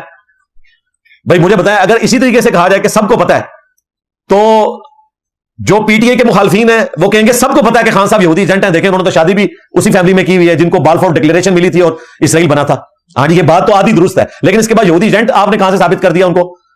جو بندہ اسلاموفوبیا کے حوالے سے مقدمہ اسلام کا لڑے, مسلمانوں کا لڑے, جو بندہ اسرائیل کا نام لے کر, امریکہ کا نام لے کر فلسطین کی حمایت کرے اور اسرائیل اور امریکہ کو کنڈیم کرے, اس حوالے تک تو ان کا موقف درست ہے. باقی وہ جو امریکہ سے کہہ رہے ہیں کہ ہمیں واپس لے کے وہ بات غلط ہے, لیکن اس حوالے سے مسلمانوں کے ساتھ کھڑے ہوئے تو آپ کس طرح یہودی ایجنٹ کہہ سکتے ہیں؟ اور اسی طریقے سے یہ لوگ کہنا شروع کر دیں کہ جی یہ جو مولانا فضل الرحمان صاحب ہیں انہوں نے ڈیزل کی بد میں اتنا روپیہ ہڑپ کر لیا. بھائی اگر ہے تو کسی کورٹ میں اسے ثابت کریں. جی ثابت نہیں ہو سکتا تو ثابت تو وہ بھی نہیں کر سکتے, ثابت تو آپ بھی نہیں کر سکتے. تو بھائی کیوں ایک دوسرے کے اوپر اس طرح کے الزامات لگاتے ہو؟ ویسے آج کل تو دونوں کی دوستی ہوئی ہے. اب تو اچکزئی صاحب بھی ان کے امام ہیں. تو پہلے اچکزئی صاحب کو پاکستان کا غدار کہتے تھے, خان صاحب ان کی نقلیں اتارتے تھے کنٹینر کے اوپر. تو وقت بدل جاتا ہے. تو انسان کو اپنی غلطیوں کا احساس ہونا چاہیے. کوئی ایسا کام کرے ہی نہ کہ آپ کو بعد میں اتنا بڑا یو ٹرن لینا پڑ جائے. اور اگر یو ٹرن لینا پڑے تو پھر اعلانیہ اپنے پرانے گناہوں پر معافی بھی مانگے. صرف یو ٹرن لینا کافی نہیں ہوتا, معافی بھی مانگنی ہوتی ہے کہ یہ مس ہینڈلنگ ہوئی تھی. تو فیک نیوز کے حوالے سے میرا موقف یہ ہے کہ سائبر کرائم جو ہے اس کے حوالے سے سزائیں ہونی چاہیے. ایف آئی اے کو ایکٹیو ہونا چاہیے. ویسے بعض معاملات میں ایف آئی اے بہت ایکٹیو ہے ماشاءاللہ, اس میں کوئی شک نہیں ہے. جیسے اگر کسی کی پرسنل تصویریں لیک ہو جائیں اس حوالے سے اگر آپ ان کو شکایت کریں تو ہم نے دیکھا ہے کہ ماشاءاللہ وہ صحیح طریقے سے ایڈریس کرتے ہیں ایشوز کو. لیکن بعض جگہ کمزوری ہمیں نظر آ رہی ہے. یہاں پہ اے آئی کی بنی ہوئی بےہودہ ویڈیوز ایک سٹنگ چیف منسٹر کی عام کر دی جاتی ہیں, لیکن وہ بھی اپنے مجرمین کو سزا دلانے کی پوزیشن میں نہیں ہوتا. پرائم منسٹر کے خلاف, اسی طریقے سے مختلف سیلیبریٹیز کے خلاف, عام بندوں کو تو چھوڑ دیں. تو سزائیں سخت ہونی چاہیے, لیکن ساتھ ہی ساتھ فریڈم آف ایکسپریشن کا گلا بھی نہیں گھونٹ دینا. یہ نہ ہو کہ آپ اتنے سخت قوانین بنائیں کہ اگر کوئی گورنمنٹ کی کسی پالیسی پر نقد کرتا ہے تو اس کی وجہ سے آپ اس صحافی کو آف ایئر کر دیں. ہاں گالی گلوچ پہ اترتا ہے, جھوٹے الزامات لگاتا ہے, مقدمہ بنائے کہ بھئی تو نے یہ بات کی, آگے ثابت کر. ہر جانے کا مقدمہ کرے. نجم سیٹھی صاحب پہ 35 پنکچر کا الزام لگا نا, تو انہوں نے مقدمہ کیا. الٹیمیٹلی خان صاحب نے ریٹرن میں معافی مانگ لی کہ جی میرا وہ پولیٹیکل بیان تھا. تو مزہ آیا نا. قانون میں یہ فیصلہ ہونا چاہیے, لیکن اتنی کھلی چھٹی نہیں ہونی چاہیے کہ انسان الزامات لگاتا رہے اور بعد میں معافی مانگتا پھرے. اکا دکا تو ہو سکتا ہے, لیکن یہ ایک روٹین بنا لینا, اس وقت ایک پولیٹیکل گین اس سے حاصل کرنا اور بعد میں کہنا جی میں نے تو معذرت کر لی تھی. اچھا معذرت کرتے ہیں بند قبروں میں, الزامات لگاتے ہیں جلسوں میں, تو بھائی معذرت بھی جلسوں میں ہی ہونی چاہیے. یہ نہیں ہے کہ آپ اپنی پبلک کو وہی نیریٹو دے کر رکھیں. اور یہ میں کسی ایک پارٹی کو سنگل آؤٹ نہیں کر رہا, سارے اس میں شامل ہیں جو ایسا کرتا ہے. پوائنٹ نمبر 10, انہوں نے کہا کہ کشمیر پاکستان کی شاہ رگ ہے, یعنی یہ کشمیر کے اوپر حملہ گویا پاکستان کو قتل کرنے کے مترادف ہے. اور انہوں نے کہا کہ ہم کشمیریوں کی حمایت ہمیشہ کی طرح جاری رکھیں گے. شکر الحمدللہ بڑے عرصے بعد ہم نے کشمیر کا کوئی مقدمہ سنا ہے. ادروائز جب سے ہمارے ایکس پرائم منسٹر ٹرمپ سے ہو کے آئے تھے اور اس کے بعد کشمیر کی جو انفرادی حیثیت تھی وہ مودی نے ختم کر دی, اس کے بعد تو صرف ہم احتجاج کے اوپر آ گئے تھے اور کشمیر کا نام لینے ہی چھوڑ گئے تھے. اور اس میں صرف خان صاحب کا قصور نہیں ہے, اس سے بڑے مجرم باجوہ صاحب تھے. شکر الحمدللہ اب ہمیں کشمیریوں کا خیال آیا, تو اب اپنا وضو قائم رکھنا ہے اور کشمیر کے اوپر بات کرنی ہے. میں اس حق میں نہیں ہوں کہ کشمیر میں پاکستان کو فوج گزار دے. جو باؤنڈریز ملکوں کی بن چکی ہیں, آپ نے یو این او کے ذریعے پولیٹیکل سٹرگل کو سپورٹ کرنا ہے. ہمارے ہزاروں اسٹوڈنٹس وہاں موجود ہیں, شاید لاکھوں میں ہوں آپ. تو سب سے زیادہ دعوت کا کام انڈین آکوپائڈ کشمیر میں ہے الحمدللہ اس پلیٹ فارم کا. میں ان کو بھی کہتا ہوں کہ آپ نے کوئی آرمڈ کنفلکٹ نہیں کرنا, پولیٹیکل سٹرگل جاری رکھنی ہے, اس کے ذریعے اپنے حقوق حاصل کرنے ہیں. کیونکہ جب سے یہ نیشن سٹیٹس بنی ہیں ورلڈ وار 2 کے بعد قومی ریاستیں, اب آپ کسی کی حیثیت اس اعتبار سے تبدیل نہیں کروا سکتے کہ کسی ملک کے قبضے میں کوئی جگہ ہے تو آپ چھین لیں خود سے جنگ کے ذریعے. یہ جو کچھ بھی چھینا جائے گا وہ یو این او کے ذریعے ہوگا. اگر آپ مجھے مثال دیں کہ رشیا نے یوکرین سے کچھ علاقہ چھین لیا ہے, تو بھائی رشیا تو وہ 5 سپر پاورز میں آتا ہے نا, وہ تو ورلڈ لیڈر ہے نا ورلڈ وار 2 کے بعد. وہ کسی قانون قاعدے کو نہیں مانتے, نہ ان کے اوپر کوئی قانون لگتا ہے. اور یہ بات میں دکھ کے طور پر کہہ رہا ہوں, یہ نہ سمجھے کہ میں کوئی سپورٹر ہوں. ان کی بدماشی ہے دنیا کے اوپر, امریکہ, یو کے, فرانس, چائنا اور رشیا. تو وہ انویژن کریں تو ان کی انویژن تو چل جائے گی. بھائی ہم تو کسی کھاتے میں نہیں آتے, ہم کیا انڈیا نہیں کسی کھاتے میں آتا, حالانکہ 1/5 آف ورلڈ انڈیا میں رہ رہا ہے. انڈیا کی آبادی چائنا کو بھی کراس کر گئی ہے, 1.5 ارب ہو گئی ہے, دنیا کا سب سے بڑا ملک ہے آبادی کے اعتبار سے. لیکن دیکھیں ان کو بھی یو این او میں پرماننٹ ممبر نہیں بنایا گیا, اور نہ وہ مستقبل میں بنیں گے. ادروائز اگر ان کی آبادی دیکھی جاتی تو وہ حقدار تھے کہ انہیں پرماننٹ ممبرشپ ملتی, لیکن وہ کہتے ہیں تو ہمارے غلام رہے ہیں, ہم سے آزادی لی ہوئی ہے انڈینز نے, ہم ان کو اپنے ساتھ بٹھا لیں گے. تو وہ کبھی بھی ان کو پرماننٹ ممبر نہیں بنائیں گے. رہا یہ انویژن والا معاملہ, تو یہ نہ پاکستان کر سکتا ہے نہ انڈیا کر سکتا ہے. گریلا وار کے ذریعے ہم نے بھی کشمیر میں کیا کر کے دیکھ لیا, وہ آپ کے سامنے ہے. اور انڈیا بھی جو کچھ بلوچستان میں کروا رہا ہے, ہاتھ اس کے بھی کچھ نہیں لگنا. الٹیمیٹلی بلوچستان پاکستان سے الگ نہیں ہوگا. اور جو لوگ بنگلہ دیش کی مثالیں دیتے ہیں نا, وہ غلط ہے. بنگلہ دیش کا تو سٹارٹ ہی میں ایسٹ پاکستان اور ویسٹ پاکستان بننا, میں سمجھتا ہوں کہ اتنی بڑی دوری کے ساتھ, جس میں اتنا بڑا ملک جو نظریاتی طور پر آپ کے خلاف ہو انڈیا, وہ آتا ہو, تو یہ 2 الگ ہی ملک اس وقت بن جاتے تو بہتر تھا. لیکن جو پاکستان کی سرزمین کے ساتھ جڑے ہوئے علاقے ہیں ان کے بارے میں آپ بھول جائیں. اگر بنگلہ دیش بھی پاکستان کے ساتھ جڑا ہوتا نا تو کبھی بھی الگ نہ ہوتا. اور اب تو اللہ کا شکر ہے پاکستان کو اللہ تعالیٰ نے اتنی پاور دے دی ہے اس اعتبار سے کہ وہ اپنی فوجی صلاحیت اور سب سے بڑھ کر اٹامک ویپنز کی وجہ سے اپنے ملک کی سالمیت کو قائم رکھ سکتا ہے انشاءاللہ تعالی. تو یہ اس میں کوئی ٹینشن لینے والی ضرورت نہیں ہے. پوائنٹ نمبر 11, یہاں آ کر آرمی چیف نے غزہ اور فلسطین کا ذکر کیا, اور انہوں نے کہا کہ پوری دنیا میں سب سے زیادہ اسٹرانگ الفاظ کے ساتھ اگر اسرائیل کی کسی اسلامک کنٹری نے مذمت کی ہے تو وہ پاکستان ہے. یعنی کہ وہی بات جو میں کہہ رہا تھا کہ ہم یہی کچھ کر سکتے ہیں. اس وقت وہاں آرمی چیف سے کسی نے نہیں پوچھا کہ فوج کب بھیجیں گے, اور نہ آج مولوی کی جرت ہے جو جہاد کے فتوے دے رہے ہیں کہ وہ آرمی چیف سے کہیں کہ آپ فوج کب بھیجیں گے. پتہ سب کو ہی ہے کہ دنیا میں اس وقت کیا ورلڈ پالیٹکس ہے. میں پچھلی دفعہ بول چکا, مجھے بار بار اسے ریپیٹ کرنے کی ضرورت نہیں, وہ پورا ایک مقدمہ ہے, اس کے لیے آپ میری پچھلی ویڈیو دیکھ لیں 2 گھنٹے کی. لیکن اس میں ضرور عرض کروں گا, اگرچہ ہم نے بڑے سخت الفاظ میں مذمت کی ہے, لیکن ابھی بھی یو این او اور او آئی سی کے پلیٹ فارم سے کافی سارے معاملات کو آگے چلانے کی ضرورت ہے. مثلا کمبائنڈ فنڈ جو ہے قائم کیا جائے جس میں غزہ کے مسلمانوں کی ہیلپ کی جائے, مال کے اعتبار سے بھی اور ان کے راشن کے اعتبار سے بھی, کھانے پینے اور شیلٹر کے اعتبار سے. اسی طریقے سے جو ان کے پولیٹیکل حقوق ہیں ان کے اوپر بھی آواز اٹھانے کی ضرورت ہے. جنگ والا معاملہ تو چھوڑ دیں, وہ میں انشاءاللہ بعد میں بھی ڈسکس کروں گا. ان کہانیوں سے آپ باہر نکلیں. اس وقت تو ہم جو مسلمان ملک ہیں اپنی حفاظت کر لیں تو یہ بڑی بات ہے. ویسے جذباتی کوئی تقریریں کریں تو وہ تقریروں کی حد تک ہے. تو یہ چیز کرنے کی ضرورت ہے. اور ساتھ ہی ساتھ جو پرائیویٹ جہاد والے مولوی ہیں ان کے اوپر بھی کڑی نظر رکھنے کی ضرورت ہے کہ وہ اس قسم کی کوئی ایکٹیویٹی پرفارم نہ کریں کہ پرائیویٹ جہاد کے نام پہ بندے بھرتی کریں یا چندہ بکس لانچ کر دیں. یہ مولوی تو بڑے خوش ہوتے ہیں ان دنوں میں، وہ چندہ بکس لانچ کر دیتے ہیں کیونکہ انہوں نے جدادیں اپنی بنانی ہوتی ہیں. وہاں جو پہنچے ہوئے ہیں وہ آپ کو پتا ہے کون لوگ پہنچے ہوئے ہیں؟ الخدمت فاؤنڈیشن پہنچی ہوئی ہے جماعت اسلامی کی، لیکن یہاں تو BCO جماعتیں فنڈز لیتی ہیں. ذرا ان سے پوچھیں کہ آپ کا کون سا فنڈ وہاں پہ پہنچا ہے؟ یہ تو اس کے قریب بھی نہیں پھٹک سکتے، رفاح بارڈر تک نہیں جا سکتے. رفاح بارڈر کے اوپر تو مصر کے درجنوں ٹرک کھڑے ہوئے ہیں، وہ اسرائیلی آگے نہیں جانے دیتے. یہاں سے جا کے انہوں نے بہت بڑا کام کر دینا ہے جو یہاں پہ فنڈز اکٹھے کر رہے ہیں. اللہ سے ڈر جائیں، یعنی فلسطینیوں کے خون کو تو نہ بیچیں اس اعتبار سے کہ ان کے نام کے اوپر آپ اپنی جدادیں اور اپنی توندیں بڑھا رہے ہیں. بہرحال یہ انہوں نے فلسطین کے حوالے سے ٹوٹل یہی چند ایک جملے بولے جو میں نے آپ کو بیان کر دیا.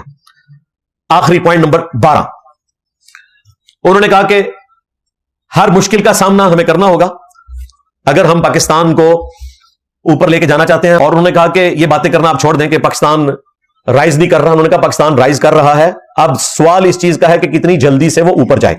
ٹھیک ہے، ہمارے کافی سارے فگرز بہتر ہوئے ہیں، اس میں کوئی شک نہیں ہے. سٹاک ایکسچینج بھی بہتر ہوئی، IMF کے اعتبار سے بھی، بجلی بھی ابھی پچھلے دنوں سستی ہوئی، سبزیاں بھی پچھلے 2-3 مہینے سے کافی نیچے آ گئی ہیں. کچھ فرق ہے لیکن ابھی بھی بہت کچھ کرنے کی ضرورت ہے. اور اس میں جو سب سے بڑی چیز کرنے کی ضرورت ہے ملک میں اسٹیبلٹی لانے کے لیے، وہ 2 چیزیں. نمبر 1 چارٹر آف ڈیموکریسی، کہ کوئی سیاسی جماعت، کوئی عدلیہ، کوئی فوج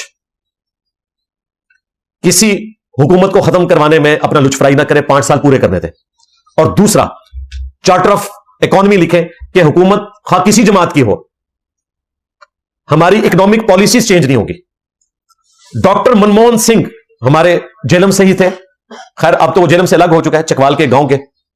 1991-2 میں جو انہوں نے پالیسی سیٹ کی، انڈیا دیوالیہ ہو چکا ہوا تھا اس وقت.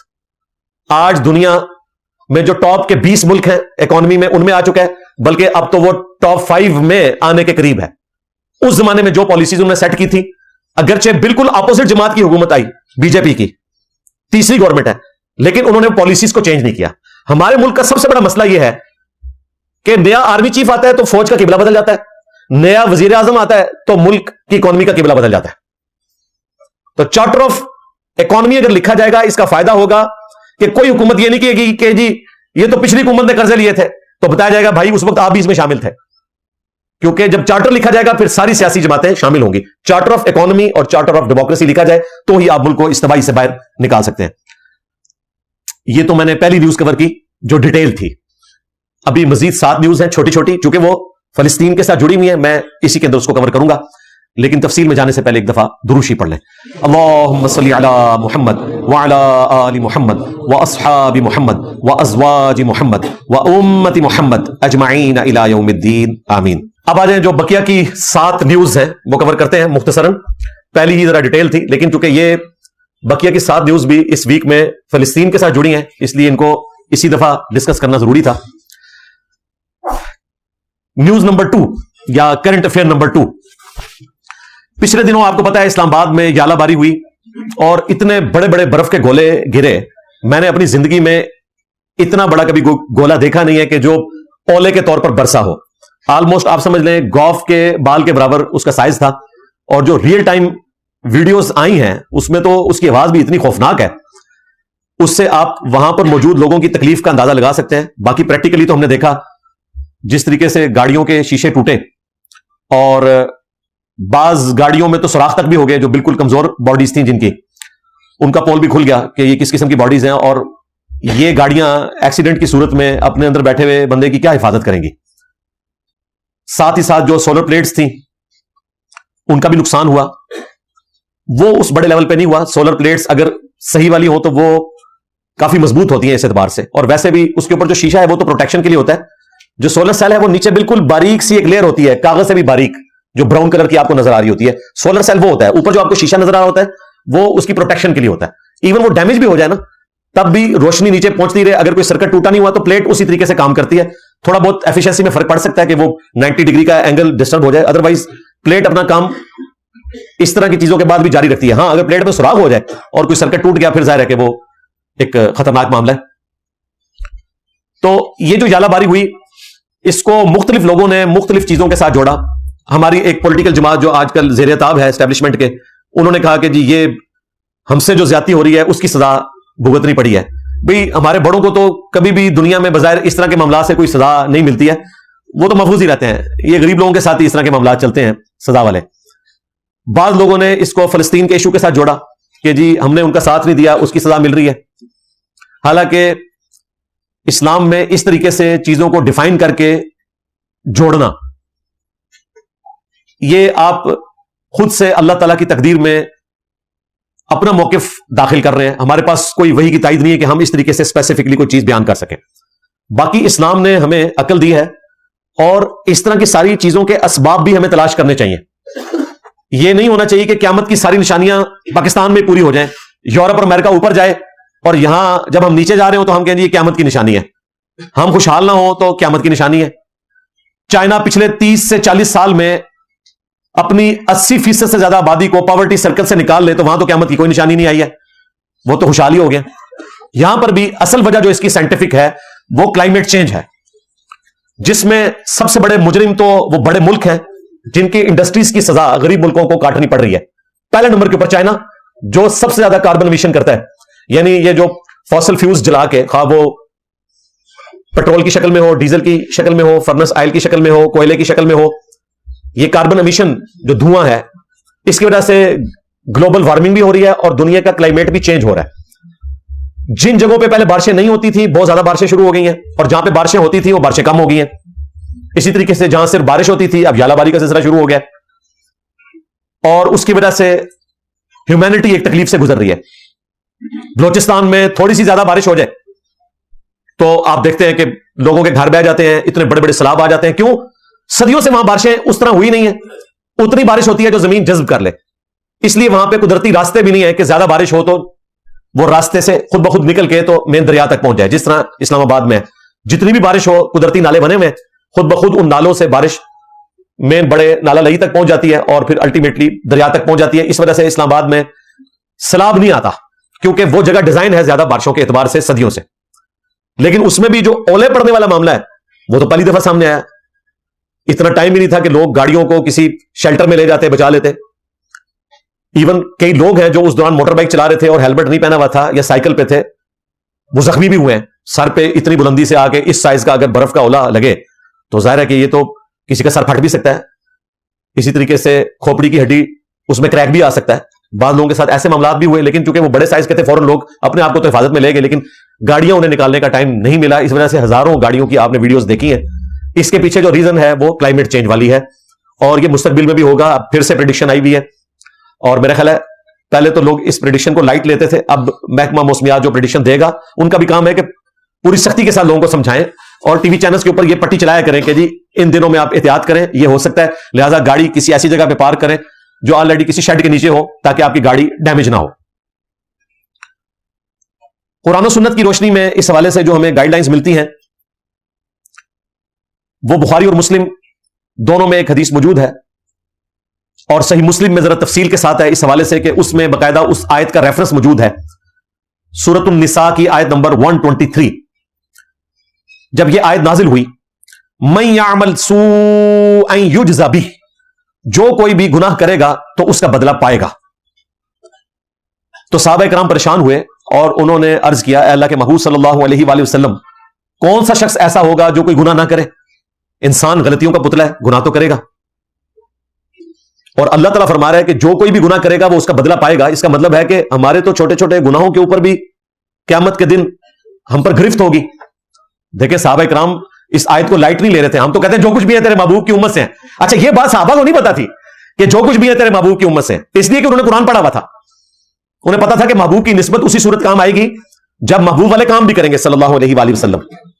اچھا نبی اسلام نے بھی جواب میں یہ نہیں کہا کہ تمہاری تو خوش نصیبی ہے، تم میرے امتی ہو، کوئی ٹینشن لینے کی ضرورت نہیں ہے۔ تو آپ نے اس موقع پر فرمایا، بخاری اور مسلم دونوں میں حدیث موجود ہے، مسلم شریف کے جو الفاظ ہیں وہ یہ ہے کہ آپ علیہ السلام نے فرمایا کہ ایک دوسرے کو حق بات کی وصیت کرتے رہو اور اصلاح کی کوشش کرتے رہو۔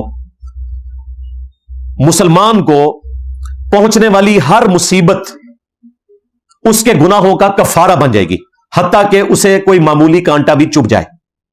اور بخاری کے الفاظ ہیں کہ مسلمان کو کوئی بھی دکھ، درد، اندیشہ یا تکلیف پہنچے، حتیٰ کہ اس کے پاؤں میں کوئی کانٹا بھی چبھ جائے، یعنی ایک معمولی تکلیف، اس کے بدلے بھی اللہ تعالیٰ اس کے گناہ معاف کر دیتا ہے. یعنی یہ جو قرآن میں آیا نا کہ گناہوں کا بدلہ ملے گا تو تمہارے کئی گناہ تمہاری تکلیف کے کفارے کے اگینسٹ معاف کر دیے جائیں گے. یہ اللہ تعالیٰ کی رحمت ہے. یہ سیدنا ابو ہریرہ نے حدیث روایت کی صحیح مسلم میں بھی اور بخاری میں بھی. اور مسلم میں ایک اور بڑی زبردست حدیث ہے جو کتاب القدر چیپٹر میں, یعنی دا چیپٹر آف ڈیسٹنی, تقدیر کا جو چیپٹر ہے اس کی آخری حدیث ہے. امام مسلم تقریباً کوئی 60 کے قریب حدیثیں لے کے آئے ہیں مسئلہ تقدیر پہ, اور آخری حدیث انہوں نے یہ ڈالی ہے تاکہ پورا معاملہ کنکلوڈ ہو جائے. اور وہ بھی حضرت ابو ہریرہ سے ہے کہ نبی اسلام نے فرمایا کہ اللہ تعالیٰ کو جو صحت مند مؤمن ہے وہ کمزور مؤمن سے زیادہ بڑھ کر محبوب ہے. یعنی صحت مند جو مومن ہے یہ زیادہ محبوب ہے. ظاہر صحت مند ہوگا تو عبادت بھی کرے گا, جہاد بھی کرے گا, اپنے فرائض بھی صحیح طریقے سے ادا کرے گا. بیمار آدمی کیا کرے گا؟ پھر نبی اسلام نے فرمایا البتہ دونوں میں ہی خیر ہے. یعنی یہ نہ ہو کہ جو بیچارے کانگڑی پہلوان ہیں وہ کہیں کہ جی ہم اللہ کو محبوب نہیں ہے. دونوں میں ہی خیر ہے, لیکن قوی مومن کمزور مومن سے بڑھ کر اللہ تعالیٰ کو محبوب ہے. عین ممکن ہے کہ کوئی شخص صحت میں کمزور ہو لیکن ایمان میں قوی ہو, تو وہاں پھر ایمان ہی دیکھا جائے گا. اب سیدنا ابوبکر صدیق جو ہے وہ عمر کے اعتبار سے بھی, اپنے جسم کے اعتبار سے بھی کمزور تھے, لیکن ایمان کے اعتبار سے قوی تھے رضی اللہ تعالیٰ عنہ علیہ السلام. پھر نبی اسلام نے فرمایا اے ابو ہریرہ, جو چیز تجھے نفع دے اس کے لیے خوب کوشش کرنا اور محنت کرنا, اور پھر اللہ سے بھی مدد طلب کرنا. اور پھر ساتھ فرمایا کاہلی نہ کرنا, سستی نہ کرنا, لیکن اس کے باوجود اگر رزلٹ تیرے خلاف آئے تو پھر کہنا جو اللہ کی مرضی. اگر مگر نہ کرنا, اگر مگر شیطان کا دروازہ کھول دیتا ہے. آپ اپنی اسٹریٹجی کو تو ریویزٹ کر سکتے ہیں, وہ والا اگر مگر جائز ہے, لیکن ایک پیڑ ڈال کے بیٹھ جانا کہ میرے ساتھ ہی کیوں ایسا ہو گیا, یہ پھر آپ ناشکری کے کلمات بولیں گے اور شیطان کا دروازہ کھل جائے گا. اس کا الٹیمیٹ حال یہ ہے کہ جو اللہ کی مرضی, جو مولا علی کا قول ہے کہ میں نے اپنے ارادوں کے ٹوٹنے سے اپنے رب کو پہچانا, کوشش پوری کی لیکن رزلٹ اپوزٹ آیا, تو اللہ تعالیٰ نے آزمائش رکھی میرے لیے اس میں. تو نبی اسلام کہہ رہے ہیں کہ جو بھی تمہیں فائدہ دے چیز اس کے لیے کوشش کرنی ہے, محنت کرنی ہے, اور پھر ساتھ اللہ سے مدد طلب کرنی ہے. صرف اللہ سے مدد نہیں کہ آپ خالی پیپر دیں اور دروشی پڑھ کے پھونک آئیں, فیل ہی ہو جائیں گے انشاءاللہ. اور صرف محنت نہیں, سستی نہیں کرنی, کاہلی نہیں کرنی. پھر بھی رزلٹ خلاف آئے, این ممکن ہے تیاری تھی آپ کی, این موقع پر آپ بیمار ہو گئے, یا خدا نخواستہ ایکسیڈنٹ ہو گیا, آپ ایگزامینیشن ہال میں نہیں پہنچ سکے, یا اس دن آپ کے گھر میں کوئی ایسی ڈیتھ ہو گئی کہ آپ پیپر نہیں دے سکے, تو کہیں جو اللہ کی مرضی. اسی میں بہتری تھی. اور یہ حقیقت بات, اللہ تعالیٰ نے دنیا کو قانون ابتلا کے ساتھ جوڑا ہوا ہے, یعنی آزمائش. وَلَنَبْلُوَنَّكُمْ بِشَيْءٍ مِّنَ الْخَوْفِ وَالْجُوعِ وَنَقْصٍ مِّنَ الْأَمْوَالِ وَالْأَنفُسِ وَالثَّمَرَاتِ. ہم ضرور آزمائیں گے تمہیں, تھوڑے سے خوف سے, بھوک سے, اور جان اور مال میں نقص سے. لیکن پھر ساتھ ہی اللہ تعالیٰ نے فرمایا کہ خوشخبری ہے ان لوگوں کے لیے جو اہل ایمان ہے, اور ان کی روش یہ ہوتی ہے کہ جب بھی انہیں کوئی تکلیف پہنچتی ہے تو وہ اللہ کے حضور عرض کرتے ہیں دعا کرتے ہوئے انا للہ و انا الیہ راجعون. بے شک ہم بھی اللہ کی طرف سے آئے تھے, ہم نے بھی لوٹ کر اللہ کے پاس جانا ہے. تو یہ تکلیف بھی اللہ کی طرف سے آئی ہے, اس تکلیف کو بھی موت آ جائے گی, یہ بھی اللہ کے پاس واپس چلی جائے گی. ہمیشہ تو کوئی شخص تکلیف میں نہیں رہتا نا. جس دن انسان کی اپنی موت آتی ہے اس دن تو وہ تکلیف کٹ جاتی ہے نا. اگر کوئی کسی لا علاج بیماری میں ہے تو کیا وہ قیامت تک کے لیے بیماری ہے؟ نہیں. اس بیماری میں جب وہ مرے گا تو اس کی موت کے ساتھ اس کی بیماری کو بھی موت آ گئی. اگر اس نے اللہ تعالیٰ کی خوشنودی کی زندگی گزاری ہے تو مرتے ہی اس کے لیے جنت ہے. تو ہم بھی اللہ کی طرف سے آئے تھے, ہم نے بھی اللہ کے پاس واپس چلے جانا ہے. یہ تکلیف بھی آئی تھی, یہ بھی ختم ہو جائے گی. تکلیف بھی وقتی ہوتی ہے. حتیٰ کہ سورۃ الحدید میں جو یہ 2 آیتیں ہیں, میں نے اکثر ویڈیوز میں ان کو کوٹ کیا ہے, یہ ہر مسلمان کو یہ آیات پتہ ہونی چاہیے, تو پھر صبر کرنا اس کے لیے آسان ہو جائے گا. آیت نمبر 22 اور 23, ما اصاب من مصیبت فی الارض ولا فی انفسکم. کوئی بھی مصیبت ایسی نہیں ہے جو اس زمین میں آتی ہے, یعنی جو اجتماعی طور پر اللہ کی طرف سے تکلیف آتی ہے, زلزلے کی شکل میں, طوفان کی شکل میں, اسی طریقے سے وبائی امراض کی شکل میں, کوئی بھی تکلیف آتی ہے. اور نہ کوئی تکلیف ایسی جو تمہاری جانوں پر آتی ہے, کڈنی فیلئر کی شکل میں, یا دل کی بیماری کی شکل میں, یا ایکسیڈنٹ میں ٹانگ ضائع ہونے کی شکل میں, یا آنکھ ضائع ہونے کی شکل میں. یہ جتنی بھی تکلیفیں ہیں, نہ زمین میں آنے والی تکلیف اور نہ وہ تکلیف جو تمہاری جانوں کو پہنچتی ہیں, الا فی کتاب من قبل ان نبرأها, مگر یہ کہ ہم نے لوح محفوظ میں پہلے ہی لکھ لیا ہے کہ یہ تکلیفیں تمہیں آنی ہیں. ان تکلیف کے پیدا ہونے سے پہلے ہم لوح محفوظ پہ لکھ چکے ہیں, اجتماعی تکلیف کو بھی اور ہر شخص کی انڈیویجول تکلیف کو بھی. ان ذالک علی اللہ یسیر, بے شک یہ اللہ کے لیے بہت آسان ہے. یہ بات کرنی ضروری تھی کہ یہ کیسے ہو سکتا ہے, اتنی مخلوقات, اتنی سپیشیز, پھر ہر سپیشی کی آگے تعداد بھی بلینز میں, سب کی تکلیفیں اللہ نے پہلے ہی لکھ لی ہیں. اللہ کے علم میں ہے کہ مستقبل میں انسان کے ساتھ کیا ہونے والا ہے. یہ اللہ کو بہت آسان ہے. لِكَيْ لَا تَأْسَوْا عَلَى مَا فَاتَكُمْ, کہ تم مت افسوس کرو اس چیز کے اوپر کہ جو تم سے جاتی رہی. وَلَا تَفْرَحُوا بِمَا آتَاكُمْ, اور نہ اس پہ شیخی بگاڑو جو اللہ تعالیٰ تمہیں عطا کرتا ہے. وَاللَّهُ لَا يُحِبُّ كُلَّ مُخْتَالٍ فَخُورٍ, اور اللہ تعالیٰ ہر شیخی بگاڑنے والے کو پسند نہیں فرماتا. جتنے بھی شیخی بگاڑنے والے ہیں یہ اللہ کو پسند نہیں ہے. تکلیفیں بھی اس کی طرف سے, آسائش بھی اس کی طرف سے. دیکھیں اسلام نے اسی لیے دیکھیں کیا اپنے ماننے والوں کی ٹریننگ کی ہے کہ ہم عید کے موقع پر بھی خوشی کے اظہار کے لیے نماز پڑھتے ہیں, اور سب سے بڑی تکلیف جو گھر میں میت ہوتی ہے اس کو بھی کنکلوڈ کرتے ہیں نماز جنازہ کے اوپر. ہم ہر مصیبت اور پریشانی میں اپنے رب کے سامنے کھڑے ہوتے ہیں, جھکتے ہیں, رجوع لاتے ہیں. تو ان تمام آیات اور احادیث کے بعد ہم اس رزلٹ پہ پہنچے کہ آپ کسی بھی تکلیف کو کسی خاص ایونٹ کے ساتھ جوڑ نہیں سکتے, کہ آپ یہ کہیں کہ یہ فلسطینیوں کی مدد نہ کرنے کی وجہ سے عذاب آیا ہے, یا فلاں پولیٹیکل جماعت کے ساتھ زیادتی ہوگی, یا فلاں مذہبی جماعت کے ساتھ زیادتی ہوگی اس کی وجہ سے ایسا ہوا. اس طرح اس کو ریلیٹ کرنے کی کوشش نہ کریں. نیوز نمبر 3, وہ ہمارے جو بھائی ہیں شیر افضل مروت صاحب حفظہ اللہ تعالی, پچھلے دنوں انہوں نے ایک انٹرویو دیا. آج کل وہ صحافیوں کے جب گھیرے میں آ جاتے ہیں تو وہ کوئی نہ کوئی بات ان سے اگلوا لیتے ہیں. چونکہ وہ پشتون ہے, اور پشتون میں نے دیکھا دلیر ہے بات کرنے میں, تو ان سے انہوں نے پوچھا کہ مفتی تقی عثمانی صاحب نے فتویٰ دے دیا جہاد کا, تو آپ کا اس پہ کیا موقف ہے؟ تو انہوں نے بڑا اچھا جواب دیا. انہوں نے کہا کہ مفتی تقی عثمانی صاحب دامت برکاتہم عالیہ مدہ ذلہ, وہ سارے انہوں نے القابات لگائے. وہ پہلے اپنی BMW اور باقی چیزیں بیچیں اور اپنے بچوں کو اور خود اپنے آپ کو جہاد کے لیے روانہ کریں, پھر اگلی بات کریں.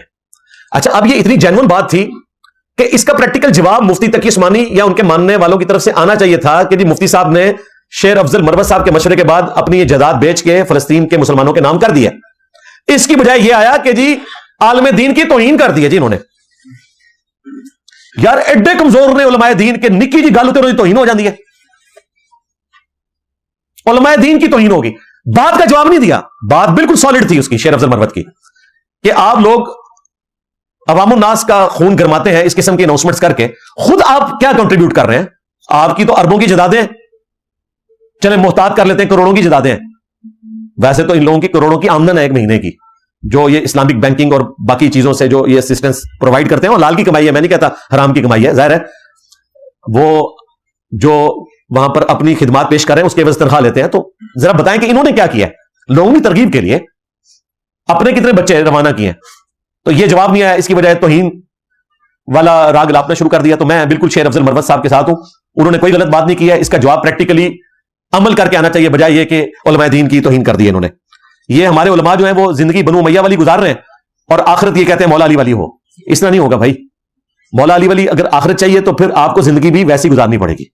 آپ کو کہتے ہیں اللہ کے نبی چٹائی پہ بیٹھتے تھے, خود یہ گاڑی سے نیچے نہیں اترتے, اور ان کا جو لیونگ سٹینڈرڈ ہے توبہ توبہ. اس لیے آپ ان کو ہاتھ لگائیں, ان کے ہاتھ ایسے روئی کی طرح نرم ہوتے ہیں, لوگ اسے روحانیت کے ساتھ تشبیہ دے رہے ہوتے ہیں. وہ مزدوریاں نہیں کی ہوئی ہیں, روحانیت کے ساتھ اس کا کیا تعلق ہے؟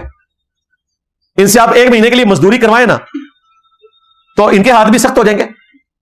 ویسے میرے بھی نرم ہے, لیکن اس کے پیچھے ریزن یہ ہے کہ میں نے یہ والی مزدوریاں نہیں کی ہوئی ہیں, سافٹ مزدوری کی ہے, اس کی وجہ سے نرم ہے. لیکن جو پیروں کے اور جو مولویوں کے جتنے نرم ہیں اتنے نرم میرے نہیں ہوں گے. ان کے تو بالکل ریشم کی طرح نرم ہوتے ہیں, چمڑیاں بھی ان کی سفید ہو جاتی ہیں, ہر وقت بیٹھے ہی اے سی میں رہتے ہیں, اے سی والے کمرے سے اے سی والی گاڑی میں, اور اس سے پھر آگے اے سی والی مسجد میں, اور پھر پروٹوکول جو یہ انجوائے کرتے ہیں, کوئی ٹینشن نہیں. سب سے بڑی پاکستان میں ٹینشن تو اکانومی کی ہوتی ہے نا, وہ ان کو ہوتی نہیں ہے. اپنے بچوں کے مستقبل کی ہوتی ہے, ان کو اپنے بچوں کے مستقبل کی کوئی فکر نہیں ہوتی. جتنے مرضی ان کے بچے ہوں ایک مدرسہ اور کھول دیں گے, جتنی مرضی بیویاں ہوں ایک اسلامی بہنوں کا مدرسہ اور کھول دیں گے, اور آگے چین چل پڑے گی. یہ مسئلے تو ہمارے, ان کے تو یہ مسئلے ہی نہیں ہے. اس لیے یہ بڑی اچھی اور بڑی توانا قسم کی زندگی گزار رہے ہوتے ہیں. نیوز نمبر 4, وہ ہمارے جیلم شہر سے جو ایکس MNA ہے फवाद चौधरी साहब हाफिज़हुल्लाह ताला, आपको पता है मेरा उनसे सख्त इख्तिलाफ है और मैं पिछले 5-6 सालों में उस इख्तिलाफ का इजहार अपने प्लेटफॉर्म से वीडियोस की फॉर्म में कर चुका हूं। जब बसंत वाला मसला हुआ उस वक्त ये वजीर थे, मैंने आड़े हाथों इनको लिया। रुयत हलाल कमेटी का जब इशू हुआ उस वक्त भी मैं मुफ्ती मुनीर साहब के साथ खड़ा हुआ और मैंने फवाद चौधरी साहब को उस वक्त भी आड़े हाथों लिया। उसके बाद जब इमरान खान साहब को इन्होंने फूंक चढ़ाई यहां जेलम स्टेडियम में तकरीर करके और फौज के बारे में चौकीदार चौकीदार लफ्ज बोला, तो मैंने उस वक्त कहा था कि ये आपको फूंक चढ़ा रहा है, ये खुद एंड टाइम पे गायब हो जाएगा। और वही हुआ कि वो गायब हो गया और खान साहब जेल में है। हाँ, देख लें, जेल एक ही बंदा काट रहा है। हाँ, बाकी सिर्फ उसके नाम के ऊपर डॉलर्स बना रहे हैं और उनकी कभी ख्वाहिश नहीं है बाहर आए। हाँ, वैसे वो कहेंगे हर ईद के ऊपर आजाद करवाने की कोशिश करेंगे बातों में, लेकिन अंदर से नहीं चाहेंगे, क्योंकि वो बाहर निकला है तो इनके व्लॉग्स किन लोगों ने सुनने, तो वो सिर्फ खान को बेच रहे हैं। तो मैंने उस मौके पे भी फवाद चौधरी साहब के बारे में बड़ी सख्त जुबान इस्तेमाल की थी। मेहरबानी है उनकी, सुन लेते हैं। उनके जो छोटे भाई हैं वो स्टूडेंट हैं, इधर आ भी चुके हैं मेरे पास, वो काफी मजहबी आदमी है, ये जरा सेकुलर टाइप आदमी है। लेकिन पिछले दिनों जो उन्होंने एक्स पे ट्वीट की है वो कमाल की ट्वीट थी। उन्होंने उलमा के इस ऐलान के ऊपर के जिहाद फर्ज हो चुका है, उन्होंने कहा कि जी जो 100 बड़े बड़े उलमा है ना पाकिस्तान के, जो अनाउंसमेंट करने वाले हैं और इनके जो पेशवा हैं, इनके पासपोर्ट मुझे दे, मैं इन सब का खर्चा अरेंज करूंगा। और ये ना समझिएगा कि ये जुबानी बात है, उसके पास इतना पैसा है, खानदानी तौर पर बहुत स्ट्रांग है वो। हम तो जेलम के रहने वाले, हमें पता है वो कर सकते हैं वाकई, उनके लिए 100 बंदों का अरेंजमेंट करना कोई मुश्किल काम नहीं है। उन्होंने कहा इन 100 उलमा की आप लिस्ट दें, मैं इनको गजा भिजवाने का एहतमाम करता हूं। अब ये बात करके वो साइड पे हुए, फिर वो मौलवियों के खिलाफ हो गए। जी फवाद चौधरी साहब जो है वो है ही मौलवियों के दुश्मन है। ठीक है, मैं भी मानता हूं कि वो मौलवियों के खिलाफ है, लेकिन इस बात का जवाब दो। जवाब क्या दिया उन्होंने? एक यूट्यूबर अपना लॉन्च किया, वो भी हमारे कराची के मुफ्ती साहब की तरह आके चौक में खड़ा हो गया, लेकिन उनसे बेहतर फॉर्म में। वो तो रात को 2-2:30 बजे अकेले खड़े हुए थे ना। इसने को 8-10 बंदे साथ इकट्ठे किए उसी शानदार चौक जेलम में, जो यहां से बमुश्किल 1.5 किलोमीटर के फासले पे है, इसी रोड के ऊपर आके। और उन्होंने कहा कि जी ये 150 लोगों के पासपोर्ट की कॉपियां हैं, फवाद चौधरी साहब किधर हैं, इनको भिजवाएं, गजा ये तैयार है। नीचे जनाब उलमा के मानने वाले बगले में जा रहे हैं कि जी फवाद चौधरी साहब को उन्होंने जो है वो देखें किस तरह नाको चने चबवा दिए। इस पे मैं सिर्फ यही अर्ज करूंगा, रुको जरा, सब्र करो। अच्छा, हाँ, जहां चौधरी साहब की जुबान खत्म होती है वहां से हमारी जुबान स्टार्ट होती है। फवाद चौधरी साहब ने ट्वीट पे ये लिखा था कि ये जो बड़े बड़े उलमा अनाउंसमेंट कर रहे हैं, इनके पासपोर्ट चाहिए, तकी उस्मानी का पासपोर्ट चाहिए। हाँ, उनके मदरसे में किसी गरीब बच्चे का पासपोर्ट नहीं हमें चाहिए, मुफ्ती मुनीब का पासपोर्ट चाहिए, उसके बच्चों का पासपोर्ट चाहिए। तो उलमा का काम है जरा इनके पासपोर्ट लाके पेश करें, और अगर ये इनके पेश कर देना इन 2 बड़ों का खर्चा तो मैं भी उठा लूंगा। लो मनु अपने जनानी दे पैर फड़ने पे मैं अपना प्लाट बेचांगा, मुफ्ती मुनीब ते तकी उस्मानी तो मैं भिजवावांगा। लो मेरी तरफ ऑफर ले लो, मैं तो नहीं भाग सकता ना, मैं वीडियो में कह रहा हूं। इनके पासपोर्ट अरेंज करो और जाने का बंदोबस्त करो, इनके लिए कोई मसला नहीं है। अगर इमरान रियाज खान साहब जो है वो इतने पहाड़ों से होकर यूके पहुंच सकते हैं ना, तो ये भी पहुंच जाएंगे। खर्चा हम अरेंज करेंगे, बाकी पहुंचवाना तो हर जगह आपके मानने वाले लोग मौजूद हैं, इनको पहुंचा सकते हैं। बल्कि उलमा को तो वेलकम कहेंगे इसराइल वाले, वो तो तबलीगी जमात का भी मरकज तल अवीव में मौजूद है। हाँ, कोई मसला नहीं है, तबलीग के बहाने ले जाएं, वहां से जहाज पे रवाना करें। बाकियों की लिस्ट भी मैं तैयार कर रहा हूं इंशाअल्लाह ताला। आप ये नहीं कहना बूढ़े हो चुके हैं, ये हमें तो अब हजरत अम्मार इब्न यासिर जो है वो तो जंगे सिफीन में 93 ईयर्स के थे। तुम्हारा तो कोई बाबा 93 ईयर का नहीं है इस वक्त। मुफ्ती मुनीब साहब भी 80+ है, 90+ नहीं हुए। तकी उस्मानी साहब भी इतने थे, तो जंग कर सकते हैं, कोई मसला नहीं है। जाएं, चले वहां जाके तकरीर करें, हौसला अफजाई करें, मुजाहिदीन को एड्रेस करें। अच्छा, जब इनको कहते ये क्यों नहीं जाते, कहते हैं इनका काम है सिर्फ लोगों को ज़हनी तौर पर तैयार करना। ओथे जाके करो ना, ऐसे तैयार करना है। एंड पे फिर मासूम सी शक्लें बनाते हैं कि आप तो जा नहीं सकते, चले गजा के मजलूमीन के लिए आप चंदा बुक में हमारी मदद फरमा दें। एंड पे ये निकालते हैं, पहले खून गरमाते रहते हैं, उनको पता जाना इन्होंने कोई नहीं सामने वाला, फिर एंड पे कहते हैं जा नहीं सकते तो चले मादी मदद तो कर सकते हैं ना। वही दिर में कदमे सुखने, ये जो मुहावरतन दिरम यानी रकम, कदमे यानी प्रैक्टिकली चल के, सुखने यानी बोल के, खुद ये सुखने ही है सारे, दिल में कदमे नहीं है। कुरान में तो आया था कि अपनी जान और अपने माल के जरिए अल्लाह की राह में जिहाद करो, ये आपकी जान और आपके माल के जरिए अल्लाह की राह में सुखन आजमाई करते हैं सिर्फ। लो जामो। तो फवाद चौधरी साहब की जो डिमांड थी वो अभी तक कोई पूरी नहीं हुई है। दूसरी बात, ये जो 150 बंदों के वो पासपोर्ट की कॉपी लेके आए, जो मौलवियों की नहीं थी, आम की थी, फवाद चौधरी साहब खर्चा ना भी दें, इन मौलवियों ने चंदा बुक्स जो बनाई हुई है, इनमें से 150 बंदा नहीं भिजवा सकते। पूरी जिंदगी इन्होंने जिहाद के नाम के ऊपर चंदे खाए हैं, देवबंदियों ने भी, अहले हदीसों ने भी। तो अपनी जिदाद में से देना। जेलम चौक पे खड़े थे ना, और जिस जामिया हनफिया का हवाला दे रहे थे, उनके जो मोहतमिम है वो करोड़पति हैं, वो 1,500 बंदे को भी भिजवा सकते हैं। चलो फवाद चौधरी तो नहीं भिजवा सका, ये 150 की कॉपी उनको देके भिजवाओ ना। सब कहानियां करवा रहे हैं। اپنے ویوز لینے کے لیے اور لوگوں کے اوپر اپنا روب ڈالنے کے لیے جی ہم نے یہ کام کر دیا. نیوز نمبر 5، ہمارے جو بھائی ہیں عطا تارڑ صاحب حفظہ اللہ تعالی، انہوں نے بڑی اچھی تقریر کی پارلیمنٹ میں، بلکہ گورنمنٹ نے اور اپوزیشن نے مل کے ایک قرارداد پیش کی پیلسٹائن کے حق میں. بڑی اچھی قرارداد تھی. ظاہر ہے پارلیمنٹ کا کام ہے، ہم تو پہلے ریکویسٹ کر رہے تھے کہ پارلیمنٹ کے ذریعے قرارداد آنی چاہیے، اور تقریریں بڑی اچھی کی. اور میں کریڈٹ دوں گا، سب سے بہترین تقریر کی ہے ہمارے بھائی نے، علی محمد خان صاحب نے. وہ انجینئر بھی ہیں اور وکیل بھی ہیں اور سیاستدان بھی ہیں، شریف النفس آدمی ہیں. انہوں نے انگلش میں تقریر کی اور ان کے الفاظ کا چناؤ کمال تھا. انٹرنیشنل میڈیا کو جو انہوں نے میسج دیا، میں نے ان کی وہ ویڈیو باقاعدہ اپنے آفیشیل چینل سے شیئر بھی کروائی اور اپنے واٹس ایپ گروپس میں بھی کہا کہ اس کو شیئر کریں. بڑے دلیرانہ انداز میں انہوں نے مقدمہ انٹرنیشنل فورم کے اوپر پارلیمنٹ کے ذریعے رکھا انگلش میں. یہ زیادہ ضروری تھا. اور باقی جب وہ تقریر کر رہے تھے سناٹا چھایا ہوا تھا پارلیمنٹ میں بڑے اچھے طریقے سے، اور سب نے ان کی تقریر کی داد بھی دی. اور جن لوگوں کو اسرائیل اور امریکہ نے اپنی بدماشی کی وجہ سے ٹیررسٹ ڈکلیئر کیا ہوا ہے، ایون ان کے نام لے کر انہوں نے ان کو کہا کہ یہ ہمارے ہیرو ہیں. یہ بہت دلیری کا کام ہے. اور عطا تارڑ صاحب نے جو تقریر کی اس میں میں ان کا شکریہ ادا کروں گا، جو میں نے ریکویسٹ کی تھی. اور یہ میرا اس نے ظن ہے کہ اسی ویڈیو کی وجہ سے ان کا بھی گمان اس طرف گیا، کیونکہ اس سے پہلے کوئی اس پہ بات نہیں کر رہا تھا کہ ساؤتھ افریقہ کا نام مینشن کر کے ہمیں شکریہ ادا کرنا چاہیے، کیونکہ عالمی عدالت انصاف میں ساؤتھ افریقہ نے مسلمانوں کا مقدمہ لڑا اور اسرائیل کو دہشت گرد ڈکلیئر کروایا. سارا خرچہ ساؤتھ افریقہ کا تھا، ایک نان مسلم کنٹری کا. اور اس میں میں نے کہا تھا کہ تمہارے بابوں کا فیض تو جاری نہیں ہے، لیکن بابا نیلسن منڈیلا کا فیض جاری ہے، کہ جو اس نے اس وقت یاسر عرفات کے ساتھ وعدہ کیا تھا کہ ساؤتھ افریقہ کی آزادی فلسطین کی آزادی کے بغیر نامکمل ہے، اسی لیے فلسطین میں ان کا مجسمہ لگا ہوا ہے باقاعدہ آنر کے طور پر نیلسن منڈیلا کا. امریکہ میں بھی ان کی اس زمانے کی پریس کانفرنسز آپ دیکھیں، دلیری سے وہ بولتے تھے، یوٹیوب پہ رکھی ہوئی ہیں فلسطین کے حق میں، جب کوئی مسلمان لیڈر بھی اس طرح نہیں بول سکتا تھا. ان کی لیگیسی آگے چلی اور اسی ملک سے ساؤتھ افریقہ نے مقدمہ لڑا فلسطینیوں کے حق میں، اور انٹرنیشنل عدالت سے یہ ثابت کروایا پوری انٹرنیشنل کمیونٹی کے سامنے. اور اسی کا فائدہ ہوا ہے جو آپ کو اتنے بڑے بڑے پروٹیسٹ نظر آ رہے ہیں. گورے انٹرنیشنل عدالت کے اس فیصلے کو مانتے ہیں. گورے سے مراد جو پبلک ہے وہ تو بیچاری ہماری طرح ہی ہے نا، ان کی کون سنتا ہے. اسی لیے وہ مسلمانوں کے ساتھ احتجاج میں شریک ہوتے ہیں کہ اسرائیل جو ہے جینوسائیڈ کر رہا ہے، نسل کشی کر رہا ہے مسلمانوں کی، یہ زیادتی کر رہا ہے. تو تارڑ صاحب نے باقاعدہ ساؤتھ افریقہ کا نام لے کر پارلیمنٹ میں ان کا شکریہ ادا کیا. اس پہ میں ان کا شکر گزار ہوں. نیوز نمبر 6، پچھلے دنوں KFC شیخو پورہ میں آپ کو پتا ہے ایک مسلمان بھائی ہمارا شہید ہو گیا جو KFC کا ملازم تھا. بائی چانس اس کی موت اسے وہاں لے آئی، اس دن وہ چھٹی پہ تھا، اس لیے وہ نارمل وردی میں وہاں آیا ہوا تھا. اور وہ خود بریلوی مکتب سے تعلق رکھتا ہے، پروٹیسٹ کرنے والے بھی بریلوی جماعت سے تعلق رکھتے ہیں. ان کی گولی سے وہ مر گیا. اس کے کزن نے ہماری اکیڈمی میں رابطہ کیا، میڈیا میں تو ہم سن چکے تھے، اس نے وہ اوریجنل ویڈیو بھی بھیجی جو اس کو گولی لگنے کی ہے اور جس طرح اس کا خون بہ رہا ہے. ذرا یوٹیوب تو وہ ویڈیوز ڈیلیٹ کر دیتی ہے. تو اسپیشلی انہوں نے کہا کہ آپ نے یہ مینشن کرنا ہے کہ اس بندے کو واقعی گولی لگی اور وہ شہید ہوا، یہ کوئی زبانی کلامی خبر نہیں، واقعی ایسا ہوا. اب میں اپنے ان علماء سے اور احتجاج کرنے والے لوگوں سے پوچھوں گا، یہ کون سا احتجاج ہے کہ جس میں آپ مسلمانوں کو قتل کر رہے ہیں؟ اور احتجاج کے لیے گولی چلانا کیا یہ ضروری ہے؟ وہ بےچارے برگر کھانے والے اور کھلانے والے معصوم سے لوگ ہیں، وہ تو آپ کی گرجدار آواز کے اوپر بھی KFC سے باہر نکل جائیں گے اگر آپ نے نکالنا تھا. ویسے تو یہ غلط ہے، احتجاج کا یہ طریقہ نہیں ہے.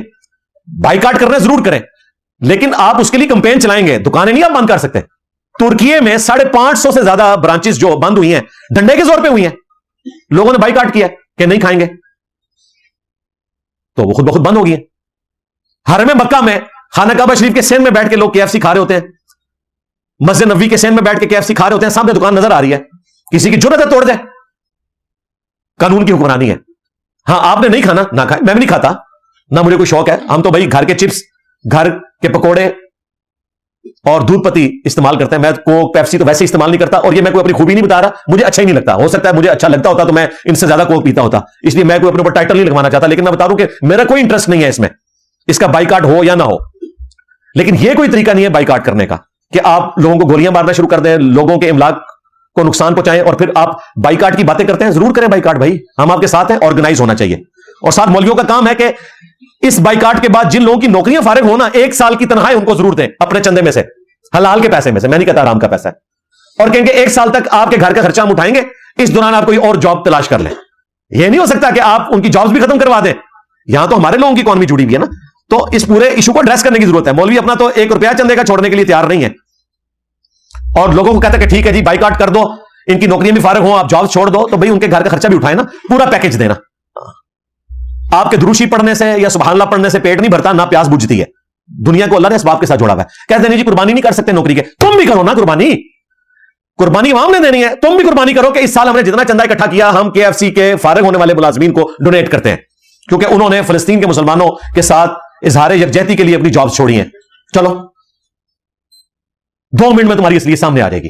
یہ مشورے دینا آسان ہوتا ہے, معصوم سی شکلیں بنا کے کہ جی مجھے موقع ملے تو میں بھی چلا جاؤں جہاد کے لیے. پاسپورٹ نکلا ہے تو کہنے میں ادھر جا کے کیا کراں گا, اللہ نے بندے یہی دیسی بھی کہہ رہے سا ہوں وہی گلا. ایک کہانی ہے ساروں کی. جی انجینئر صاحب ولاگس بنا رہے ہیں, تسی کیا کر رہے ہو, تسی ولاگس ہی بنا رہے ہو. میں نے تو ٹوئٹا گاڑی نہیں نکلوائی, میرے پاس تو موٹر بائک ہے. اور ڈاکٹر اسرار صاحب جو خلافت کی تحریک کے بانی تھے پاکستان میں, میری پیدائش سے 3 سال پہلے ان کے پاس ٹوئٹا گاڑی تھی 1974 میں. میرے پاس آج بھی موٹر بائک ہے. اس زمانے میں شاید گنتی کے لوگ تھے جن کے پاس گاڑی ہوا کرتی تھی. تو اس طرح اگر آپ نے صرف گفتگو کر کے خلافت چلانی ہے تو ڈاکٹر اسرار صاحب بھی کرتے تھے گفتگو, ماشاءاللہ میں بھی کرتا ہوں, سائل ادیم صاحب بھی کرتے ہیں, اور لوگ بھی کرتے ہیں, کرتے رہو. لیکن مجھے سنگل آؤٹ کر کے کہ جی میں لوگوں کو جہاد پہ نہیں جانے دے رہا, استغفر اللہ تو میں نے نہیں روکا ہوا بھائی, جاؤ ہم آپ کے ساتھ ہیں. پیچھے کچھ لوگ بھی ہونے چاہیے جو دعائیں خیر کریں, ٹھیک ہے. ہاں, اور خدا نہ خواستہ اگر, بلکہ خدا نہ خواستہ تو نہیں کہنا چاہیے, اگر آپ شہادت کے رتبے پہ پہنچے تو ہم غائبانہ نماز جنازہ آپ کا پڑھ سکیں. پیچھے جنازہ پڑھانے والے بھی تو ہونے چاہیے, کیونکہ مولوی تو ہم نے فواد چودھری صاحب کے خرچے پہ بھجوا دینے, جنازے تو مولویوں کے بھی مجھے ہی پڑھانے پڑنے ہیں. ہاں, تو اس طرح الزام تراشی کرنا. ابھی تو مستقبل میں یہ ایک احتجاج اناؤنس کیا ہوا ہے انہوں نے, TLP والوں نے, 1 مئی کو. وہ کہہ رہے ہیں ہم امریکن ایمبیسی کی طرف جائیں گے. بالکل جائیں اگر گورنمنٹ آپ کو الاؤ کرتی ہے, اور بہرحال گورنمنٹ کو الاؤ کرنا چاہیے کنٹرول انوائرمنٹ میں, بالکل قریب نہ جانے دیں, کیونکہ اعتبار بھی نہیں ہوتا نا پاکستانی قوم کا. یہ لبیک یا رسول اللہ پڑھ کے اپنے موٹر بائک پہ کبھی آگ نہیں لگائیں گے, لوگوں کے موٹر سائیکل جلا دیں گے, لوگوں کی گاڑیاں جلا دیں گے. تھوڑا دور رکھیں, ٹھیک ہے, وہ یاداشت اپنی جمع کروائیں, اجازت ہونی چاہیے. خیر وہ انتظامیہ بہتر دیکھ سکتی ہے. اور ہم اپنے اسٹوڈنٹ سے بھی کہیں گے, تمام مذہبی جماعتوں سے, پولیٹیکل جماعتوں سے, کہ جتنی بھی تنظیمیں احتجاج کر رہی ہیں, خواہ وہ TLP والے کریں, آپ شامل ہوں اس میں, پلے کارڈز اٹھا کے توڑ پھوڑ نہ کریں.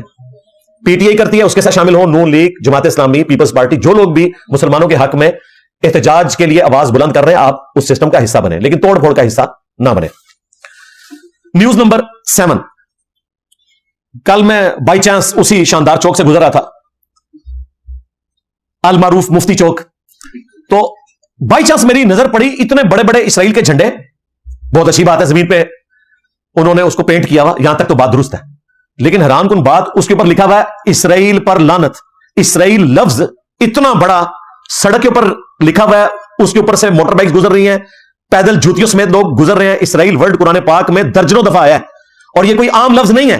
اسرائیل حضرت یعقوب علیہ السلام کا لقب ہے. اسرائیل کا مطلب ہے عبداللہ, اللہ کا بندہ. اسرائیل کی ریاست سے ہمیں اختلاف ہے, اور یہ نہ سمجھیے گا کہ یہ اسرائیل کوئی اور نام ہے اور یعقوب علیہ السلام کا جو لقب اسرائیل اور ہے, سیم ہے. وہ بھی حضرت یعقوب علیہ السلام کے ماننے والے ہیں, ٹیمپرڈ فارم میں, جس طرح کرسچنز عیسیٰ ابن مریم کے, اور مسلمان بھی ٹیمپرڈ فارم میں ہی رسول اللہ کو مان رہے ہیں صلی اللہ علیہ وآلہ وسلم. رسول اللہ کی تو نہیں مان رہے. تو اسرائیل قرآن پاک میں درجنوں دفعہ آیا. سورہ بنی اسرائیل قرآن میں موجود ہے, 15واں پارہ سٹارٹ ہی اس سے ہوتا ہے. اب اس نام کی توہین کرنا اور کہنا کہ جی یہ, اور اسرائیل لکھا بھی وہ اردو میں ہے, یعنی کہ عربی رسم الخط میں, تو وہ قرآن پاک کے حروف تہجی ہیں. ہمیں تو اعلیٰ حضرت فتاوی رضویہ میں بتا رہے تھے, باپا جانی نے ویڈیوز میں بتایا, فضائل سنت میں لکھا کہ آپ ابو جہل اور کافر کا نام بھی اپنی جوتی پہ یا زمین پہ نہیں لکھ سکتے کہ قرآن کے حروف تہجی ہیں. اور یہاں پورا ایک پیغمبر کا لقب جو قرآن میں درجنوں دفعہ آیا, اسرائیل, بنی اسرائیل بھی آیا, صرف اسرائیل بھی آیا, بنو اسرائیل بھی آیا, وہ آپ نے زمین پہ لکھ دیا. ویسے تو لعنت جو ورڈ ہے یہ بھی قرآن کا ورڈ ہے, لعنت اللہ علی الکاذبین, یہ بھی نہیں آپ زمین پہ لکھ سکتے کہ اس کی بے حرمتی ہو. لیکن ہم تو اس ملک میں رہ رہے ہیں کہ جہاں ٹوائلٹس میں شیعہ کافر کے نعرے لکھے گئے.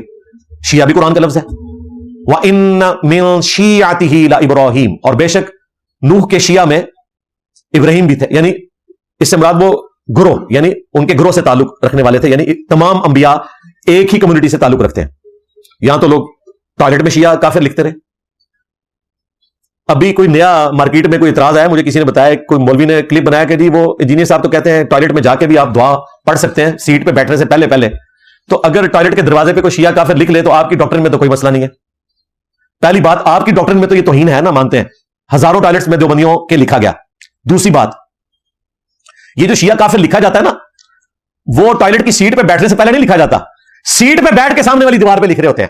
لو سامو, کپڑے بھی اتارے ہوتے تھے تمہارے علماء کرام نے جب وہ لکھتے تھے. ظاہر ہے وہ لکھنے کا وقت تو وہی ہوتا ہے نا. چھوٹے چھوٹے ٹوائلٹس ہوتے ہیں مساجد کے, کوئی بڑے ہوتے ہیں, مشکل سے آپ دروازہ کھولتے ہیں اور آگے سیٹ ہوتی ہے, اس سیٹ پہ بیٹھ کے اور کوئی کام نہیں, وہ نکال کے لکھنا شروع کر دیتے تھے. تو میری ڈاکٹر میں بھی اور آپ کی ڈاکٹر میں بھی وہ سیٹ پہ بیٹھ کے لکھ رہے ہوتے تھے. اب اس کی میم بنے گی نا مولوی کی, پھر وہ کہیں گے یار ہماری میمز بنتی ہیں. اللہ تو بندوں میں تمہیں دسیا ہے کہ تواڈے مولویاں دی, تواڈے وڈیاں دی, بلکہ بنو امیہ دی عقل جتے ختم ہوتی ہے نا, بلکہ بنو امیہ کی چلاکیاں جہاں ختم ہوتی ہیں وہاں سے ہماری عقل سٹارٹ ہوتی ہے. میرے نبی سا ہے ہی کوئی نہیں, تیرے بابے تھے شاہی کوئی نہیں. مزہ ہے ہاں. تو شیعہ کافر لکھنا یہ کون سی اسلام کی خدمت ہو رہی ہے؟ آج تک لکھا ہوا ہے. یہ تو اب تھوڑا اسٹیبلشمنٹ کا ڈڈا ان کے اوپر آیا تو تھوڑا انہوں نے حیا کرنی شروع کیا ہے. پرانے مسجدوں میں ابھی تک اس طریقے سے چل رہا ہے. ہاں کوئی پینٹ ہو جائے تو وہ مٹ جائے لادہ بات ہے, ادروائز انہوں نے کوئی کسر چھوڑی نہیں ہوئی تھی. آخری نیوز نمبر 8, پچھلے دنوں ایک ویڈیو اپلوڈ ہوئی ہوئی تھی, 1 بلین ویوز آ گئے اس ویڈیو کے اوپر. وہ ایک ڈاکومنٹری تھی چھوٹی سی, جس میں بتایا گیا کہ اگر اسرائیل اور پاکستان کی جنگ ہو جائے تو کون جیتے گا. لوگ خوش ہو رہے ہیں اس ویڈیو کو دیکھ کے, کیونکہ ہمارے لوگوں کی سمجھدانی تو چھوٹی سی ہے نا. ان کو پتہ ہی نہیں ہے کہ پاکستان اور اسرائیل کی اگر جنگ ہوئی تو وہ پاکستان اور اسرائیل کی جنگ نہیں ہوگی, درجنوں ملکوں کے ساتھ اکیلے پاکستان کی جنگ ہو رہی ہوگی.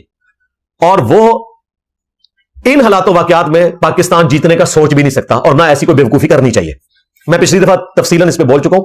آج میں چند ایک اسپیکٹس جو اس میں انہوں نے ڈسکس کیا میں اسے ریبٹل کروں گا. ان بے وقوفوں کو یہ پتہ ہی نہیں ہے کہ اسرائیل کے ساتھ جنگ کرنے کے لیے پاکستان کی فوج وہاں بھیجنے کی ضرورت نہیں ہے. ارد گرد کے جو عرب ممالک ہیں وہ بھی مل کے اگر اسرائیل کے خلاف صحیح طریقے سے منظم جنگ کریں, اس طرح نہیں جس طرح 67 میں کی اور یہ برے طریقے سے ہار گئے, صحیح طریقے سے, تو وہ شکست دے سکتے ہیں. لیکن پریکٹیکلی ایسا نہیں ہے. اسرائیل اکیلا نہیں ہے, اسرائیل تو کچھ بھی نہیں ہے, اس کی تو کتے کی بھی اوقات نہیں ہے.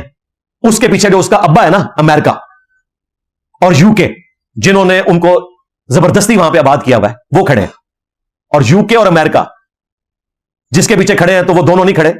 نیٹو کے 32 ملک ہیں جن میں 2 اسلامک کنٹریز بھی ہیں. نمبر 1 ترکی ہے, جی وہی ترکی, طیب اردگان والا ترکی, ہاں جی, مسلمان امت کا لیڈر. اور دوسرا البانیہ. اگر اسرائیل کے ساتھ جنگ ہو کسی ملک کی تو ترکی اسرائیل کا ساتھ دے گا, کیونکہ وہ اس ٹریٹی کے پابند ہیں نیٹو کے. آج بھی نیٹو میں سب سے زیادہ فوج ترکی کی ہے. وہاں پھر اسلام پیچھے رہ جائے گا, کیونکہ اس معاہدے کی انہوں نے پاسداری کرنی ہے. اب مجھے بتائیں, یہ بیوقوف جو آپ کو پٹیاں پڑھاتے ہیں کہ جی پاکستان فوج بھیج دے, اچھا پھر کہتے ہیں جی ایٹم بم پھینک دے. اچھا ایٹم بم آپ بھی پھینکیں گے, وہ نہیں پھینکیں گے, وہ بھی پھینکیں گے. امریکہ کے بحری بیڑے دنیا کے سارے سمندروں میں کھڑے ہوئے, چند گھنٹوں کے وقفے سے وہ اپنے آپ کو ایکٹیویٹ کر سکتے ہیں. آپ کو اندازہ ہی نہیں ہے. یہ کہانیاں کروانا چھوڑیں اور اس طریقے سے لوگوں کو بھڑکانا. اور پھر لوگ دیکھتے ہیں اب فوج بھی ہماری مجبور ہے, وہ ISPR کے ذریعے ملی ترانے تو ریلیز کرتی ہے, لیکن یہ بریفنگ نہیں دے سکتی اور نہ دینی چاہیے اس کو, کیونکہ فوج اگر اس طرح کی بریفنگ دے گی تو ہمارا مورائل تو ویسے ہی ڈاؤن ہو جائے گا. یہ ہمارے جیسے وائزین کا کام ہے جنہیں اس حقیقت کا پتا ہے کہ وہ لوگوں کو صحیح پکچر بتائیں. میں پچھلی دفعہ آپ کو تفصیلاً بتا چکا ہوں. اس طریقے سے ملکوں میں جنگیں نہیں ہوتی ہیں, اور نہ اس کے اوپر کوئی فوج کو لام تان کیا جا سکتا ہے کہ فوج لڑنے کے لیے وہاں کیوں نہیں جا رہی ہے. آپ کو اندازہ ہی نہیں ہے, اس قسم کی کہانیوں سے باہر نکلیں. ہاں OIC کے فورم پہ, UNO کے فورم کے اوپر وہ آواز اٹھانی چاہیے بیسک ہیومن رائٹس کے لیے, یہ ضروری ہے. باقی میں نے مواخات کی بات کی, جو نبی صلی اللہ علیہ وآلہ وسلم نے ایک مہاجر اور ایک انصار کو بھائی بنایا, بلکہ سورۃ النساء میں آیا تھا کہ اللہ کی زمین وسیع ہے, ہجرت کر جاؤ, تاکہ قیامت والے دن کوئی ایکسکیوز نہ پیش کر سکو اللہ تعالیٰ کو اس حوالے سے. اللہ تعالیٰ پکڑ لے گا کہ زمین تو وسیع تھی, تم کیوں نہیں گئے اپنی جان بچانے کے لیے, ایمان بچانے کے لیے. وہ والی ہجرت تو فرض تھی مکے کے لوگوں پر. اس وقت اگر کوئی ہجرت نہ کرتا تو وہ کافر ہو جاتا, کیونکہ مین پاور مدینے میں جمع کرنی تھی. وہ ہجرت وحی کی تائید کے ساتھ تھی. اس کے بعد بھی ایک پریسیڈنٹ سیٹ ہو گیا کہ اگر کسی علاقے میں مسلمان اسلام کے مطابق زندگی نہیں گزار پا رہے, سختی ہے تو ہجرت کر جائیں وہاں سے. اور اس میں نے کہا تھا کہ آلموسٹ 50 لاکھ کے قریب فلسطینی ہیں, آج رجسٹرڈ ملا لیں تو تقریباً 80 لاکھ کے قریب ہے. مشکل سے 1.25 لاکھ کے قریب ایک مسلمان ملک کے حصے میں آئیں گے. 57 اسلامک کنٹریز ان کو آباد کر سکتے ہیں. تو کہتے ہیں جی یہ صاحب کہتے ہیں وہ اپنا ملک چھوڑ کے چلے جائیں. اچھا آپ کیا چاہتے ہیں وہ اپنے ملک میں رہیں اور مرتے رہیں؟ ابھی پرسوں پھر انہوں نے اوپر سے بم پھینکے ہیں, 40 فلسطینی شہید ہو گئے ہیں, انہی کھنڈرات کے اوپر بھی بم پھینک رہے ہیں. فلسطینی تو خود اپنے مکان چھوڑ کے رفح بارڈر پہ کس لیے آئے ہوئے ہیں؟ جان بچانے کے لیے نا. آپ ان کو کہہ رہے ہیں کہ مرو جا کے واپس, اور بھائی وہ خود یہ ڈیسیژن کر رہے ہیں کہ ہم بارڈر پہ آ کے رہیں گے تاکہ ہمارے اوپر بمباری نہ ہو. آپ کہہ رہے ہیں نہیں واپس جاؤ, یہ ان کو سرزمین سے نکالنا چاہتا ہے. اچھا آپ باندھ کے مروانا چاہتے ہیں. جب تم غلط رنگ دے رہے ہو میری گفتگو کو, تو میں بھی تمہاری گفتگو کو غلط رنگ دے سکتا ہوں کہ تم باندھ کے مروانا چاہتے ہو. وہ بارڈر پہ کیوں آگے بیٹھے ہوئے ہیں؟ 1948 کے لاکھوں لوگ تیسری نسل میں جوان ہو چکے ہیں, آج تک بارڈر پہ بیٹھے ہوئے.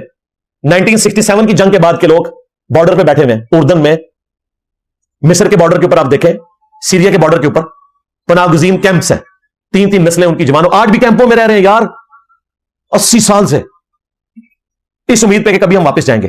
یہ لوگ بھی اب آئے. تو میں نے کہا تھا کہ ایز اے لاسٹ ریزارٹ اس وقت ان کی جان بچانا ضروری ہے, ان کو آپ اکوموڈیٹ کریں, کیونکہ اسرائیل بدماشی کر رہا ہے. یہ کہتے ہیں انجینئر صاحب کہہ رہے ہیں وہ اپنا ملک چھوڑ دیں. اچھا آپ یہ چاہ رہے ہیں کہ وہ ملک میں جائیں اور مرے؟ نہیں, ہم نہیں چاہ رہے. تو پھر میں صحیح بات کر رہا ہوں, بارڈر پہ خود آئے ہوئے, کیمپس میں خود آ کے بیٹھے ہوئے. مصر ان کے لیے بارڈر کھولنے کے لیے تیار نہیں ہے, اسلامی کنٹری ہونے کے باوجود. تو خام خواہ باتوں کو غلط رنگ نہ دیا کریں. میں نے مواخات کی جو بات کی وہ بالکل درست ہے. ابھی رات کو ہمارے ایک اسٹوڈنٹ نے مجھے ای میل پہ شیخ البانی کی آواز میں فتویٰ بھیجا. شیخ البانی 1999 میں فوت ہوئے ہیں, 26 سال پہلے. مفتی اعظم سعودی عرب کہا کرتے تھے کہ سب سے بڑے وہ محدث ہیں پلانٹ ارتھ پہ, شیخ البانی.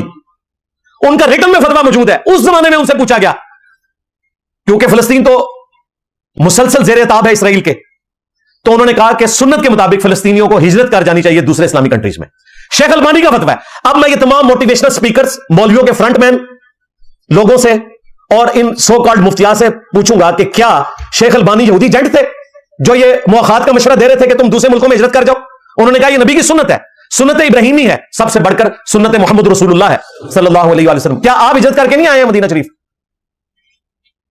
وہ فتویٰ میں ساتھ اٹیچ کر دوں گا.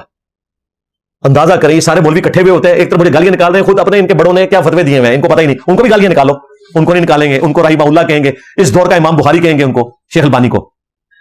تو بھائی اللہ سے ڈر جائیں. آپ خام خواہ بات کو غلط رنگ دیتے ہیں, پھر بے عزت ہوتے ہیں, پھر آپ کی میمز بنتی ہیں, آپ کہتے ہیں کہ یہ ہمیں گالیاں دلوا رہے ہیں. بھائی ہم کوئی گالیاں نہیں دلوا رہے آپ کو, آپ کی ہوئی آپ کے آگے آتی ہیں جو میمز بنتی ہیں. گالیوں کی تو میں کسی کو اجازت نہیں دیتا, گالی تو بالکل نہیں دینی چاہیے. میمز وہ ان لوگوں کا حق ہے, ہاں بالکل ملنی چاہیے, ان کو بار بار ملنی چاہیے, کیونکہ ان کو میری علمی بات تو سمجھ نہیں آ رہی نا. ان کے پرانے اور نئے بیان چلا کر اور جو ان کے دعوے ہیں ان میں ان کو ایکسپوز کریں, تو پھر ان کو پتا چل جائے گا کہ یہ اتنے بڑے بڑے دعوے. ابھی ہمارے جو بھائی ہیں ساحل الدین بھائی, میں تو ان سے ایکسپیکٹ نہیں کر رہا تھا.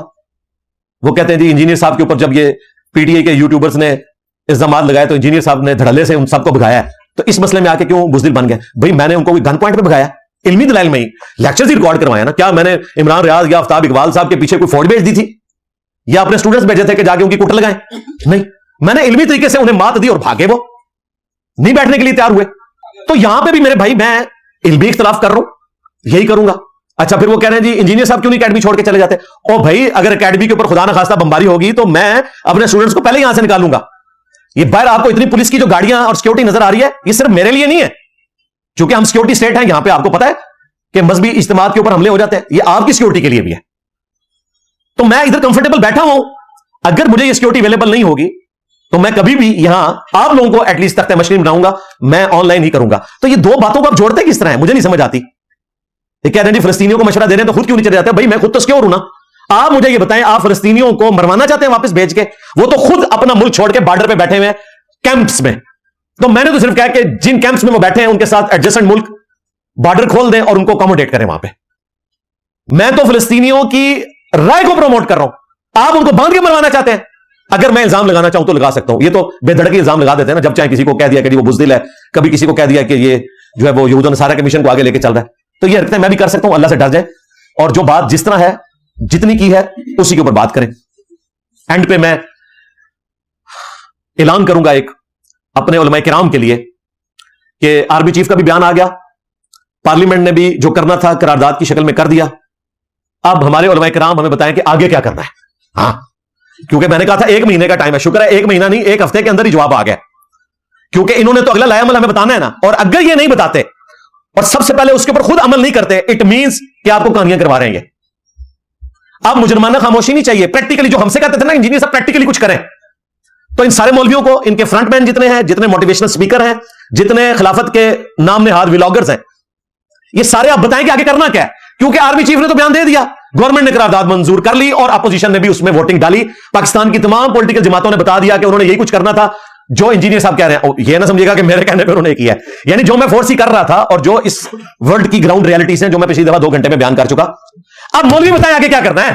اگر یہ چھپ کر کے بیٹھ جاتے ہیں تو اس کا مطلب ہے کہ تم لوگوں نے پوائنٹ سکورنگ کی تھی, پہلے کرنا کرانا کچھ بھی نہیں, صرف اپنی چندہ بک لانچ کروانی تھی, لوگوں کو بتانا تھا کہ جی جو چندے لیے لال کر دیے ہم نے جہاد کی اناؤنسمنٹ کر دی ہے. اب گیٹ ٹو ہاں, نہیں تو یاد رکھنا میں تھوڑے مگر ہاں, میری ویڈیوز تمہیں ہانٹ کرتی رہیں گی. بالکل عقائد و نظریات میں بھی کر رہی ہیں, اس معاملے میں بھی کرتی رہیں گی. کیوں کہ میرا نبی سا ہے ہی کوئی نہیں, تیرے بابے تھے شے ہی کوئی نہیں.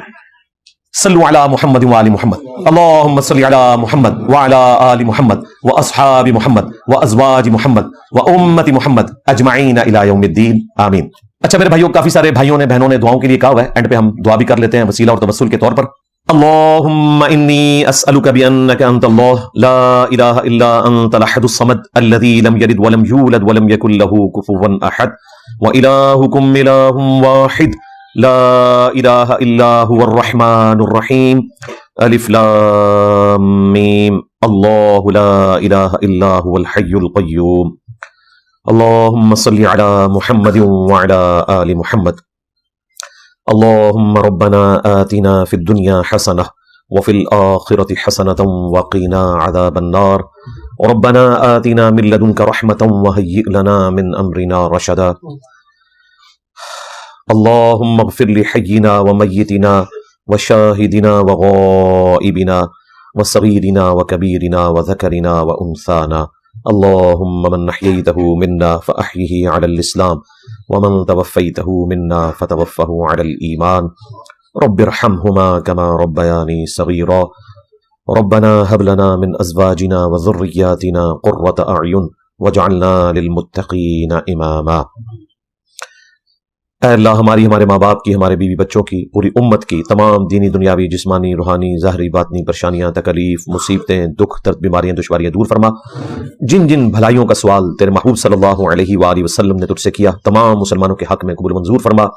جن جن چیزوں کے شر سے تیرے محبوب علیہ السلام نے تیری پناہ طلب کی تمام مسلمانوں کو ان چیزوں کے شر سے اپنی پناہ عطا فرما.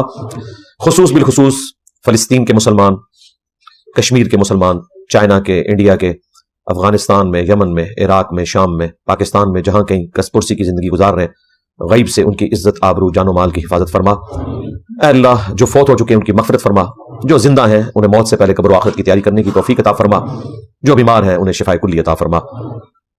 حاضرین کی تمام نیک دلی جائز دعائیں اپنی بارگاہ میں قبول و منظور فرما. تمام مسلمانوں کی تمام دعائیں اپنی بارگاہ میں قبول فرما. اے اللہ ہمارے ملک پاکستان کی خیر فرما, پورے عالم اسلام کی خیر فرما, عالم اسلام کو اندرونی اور بیرونی خطرات سے محفوظ فرما. سبحان ربک رب العزت عما یصفون وسلام علی المرسلین والحمد للہ رب العالمین وصلی اللہ علی النبی الکریم وعلی آلہ واصحابہ اجمعین الی یوم الدین, آمین.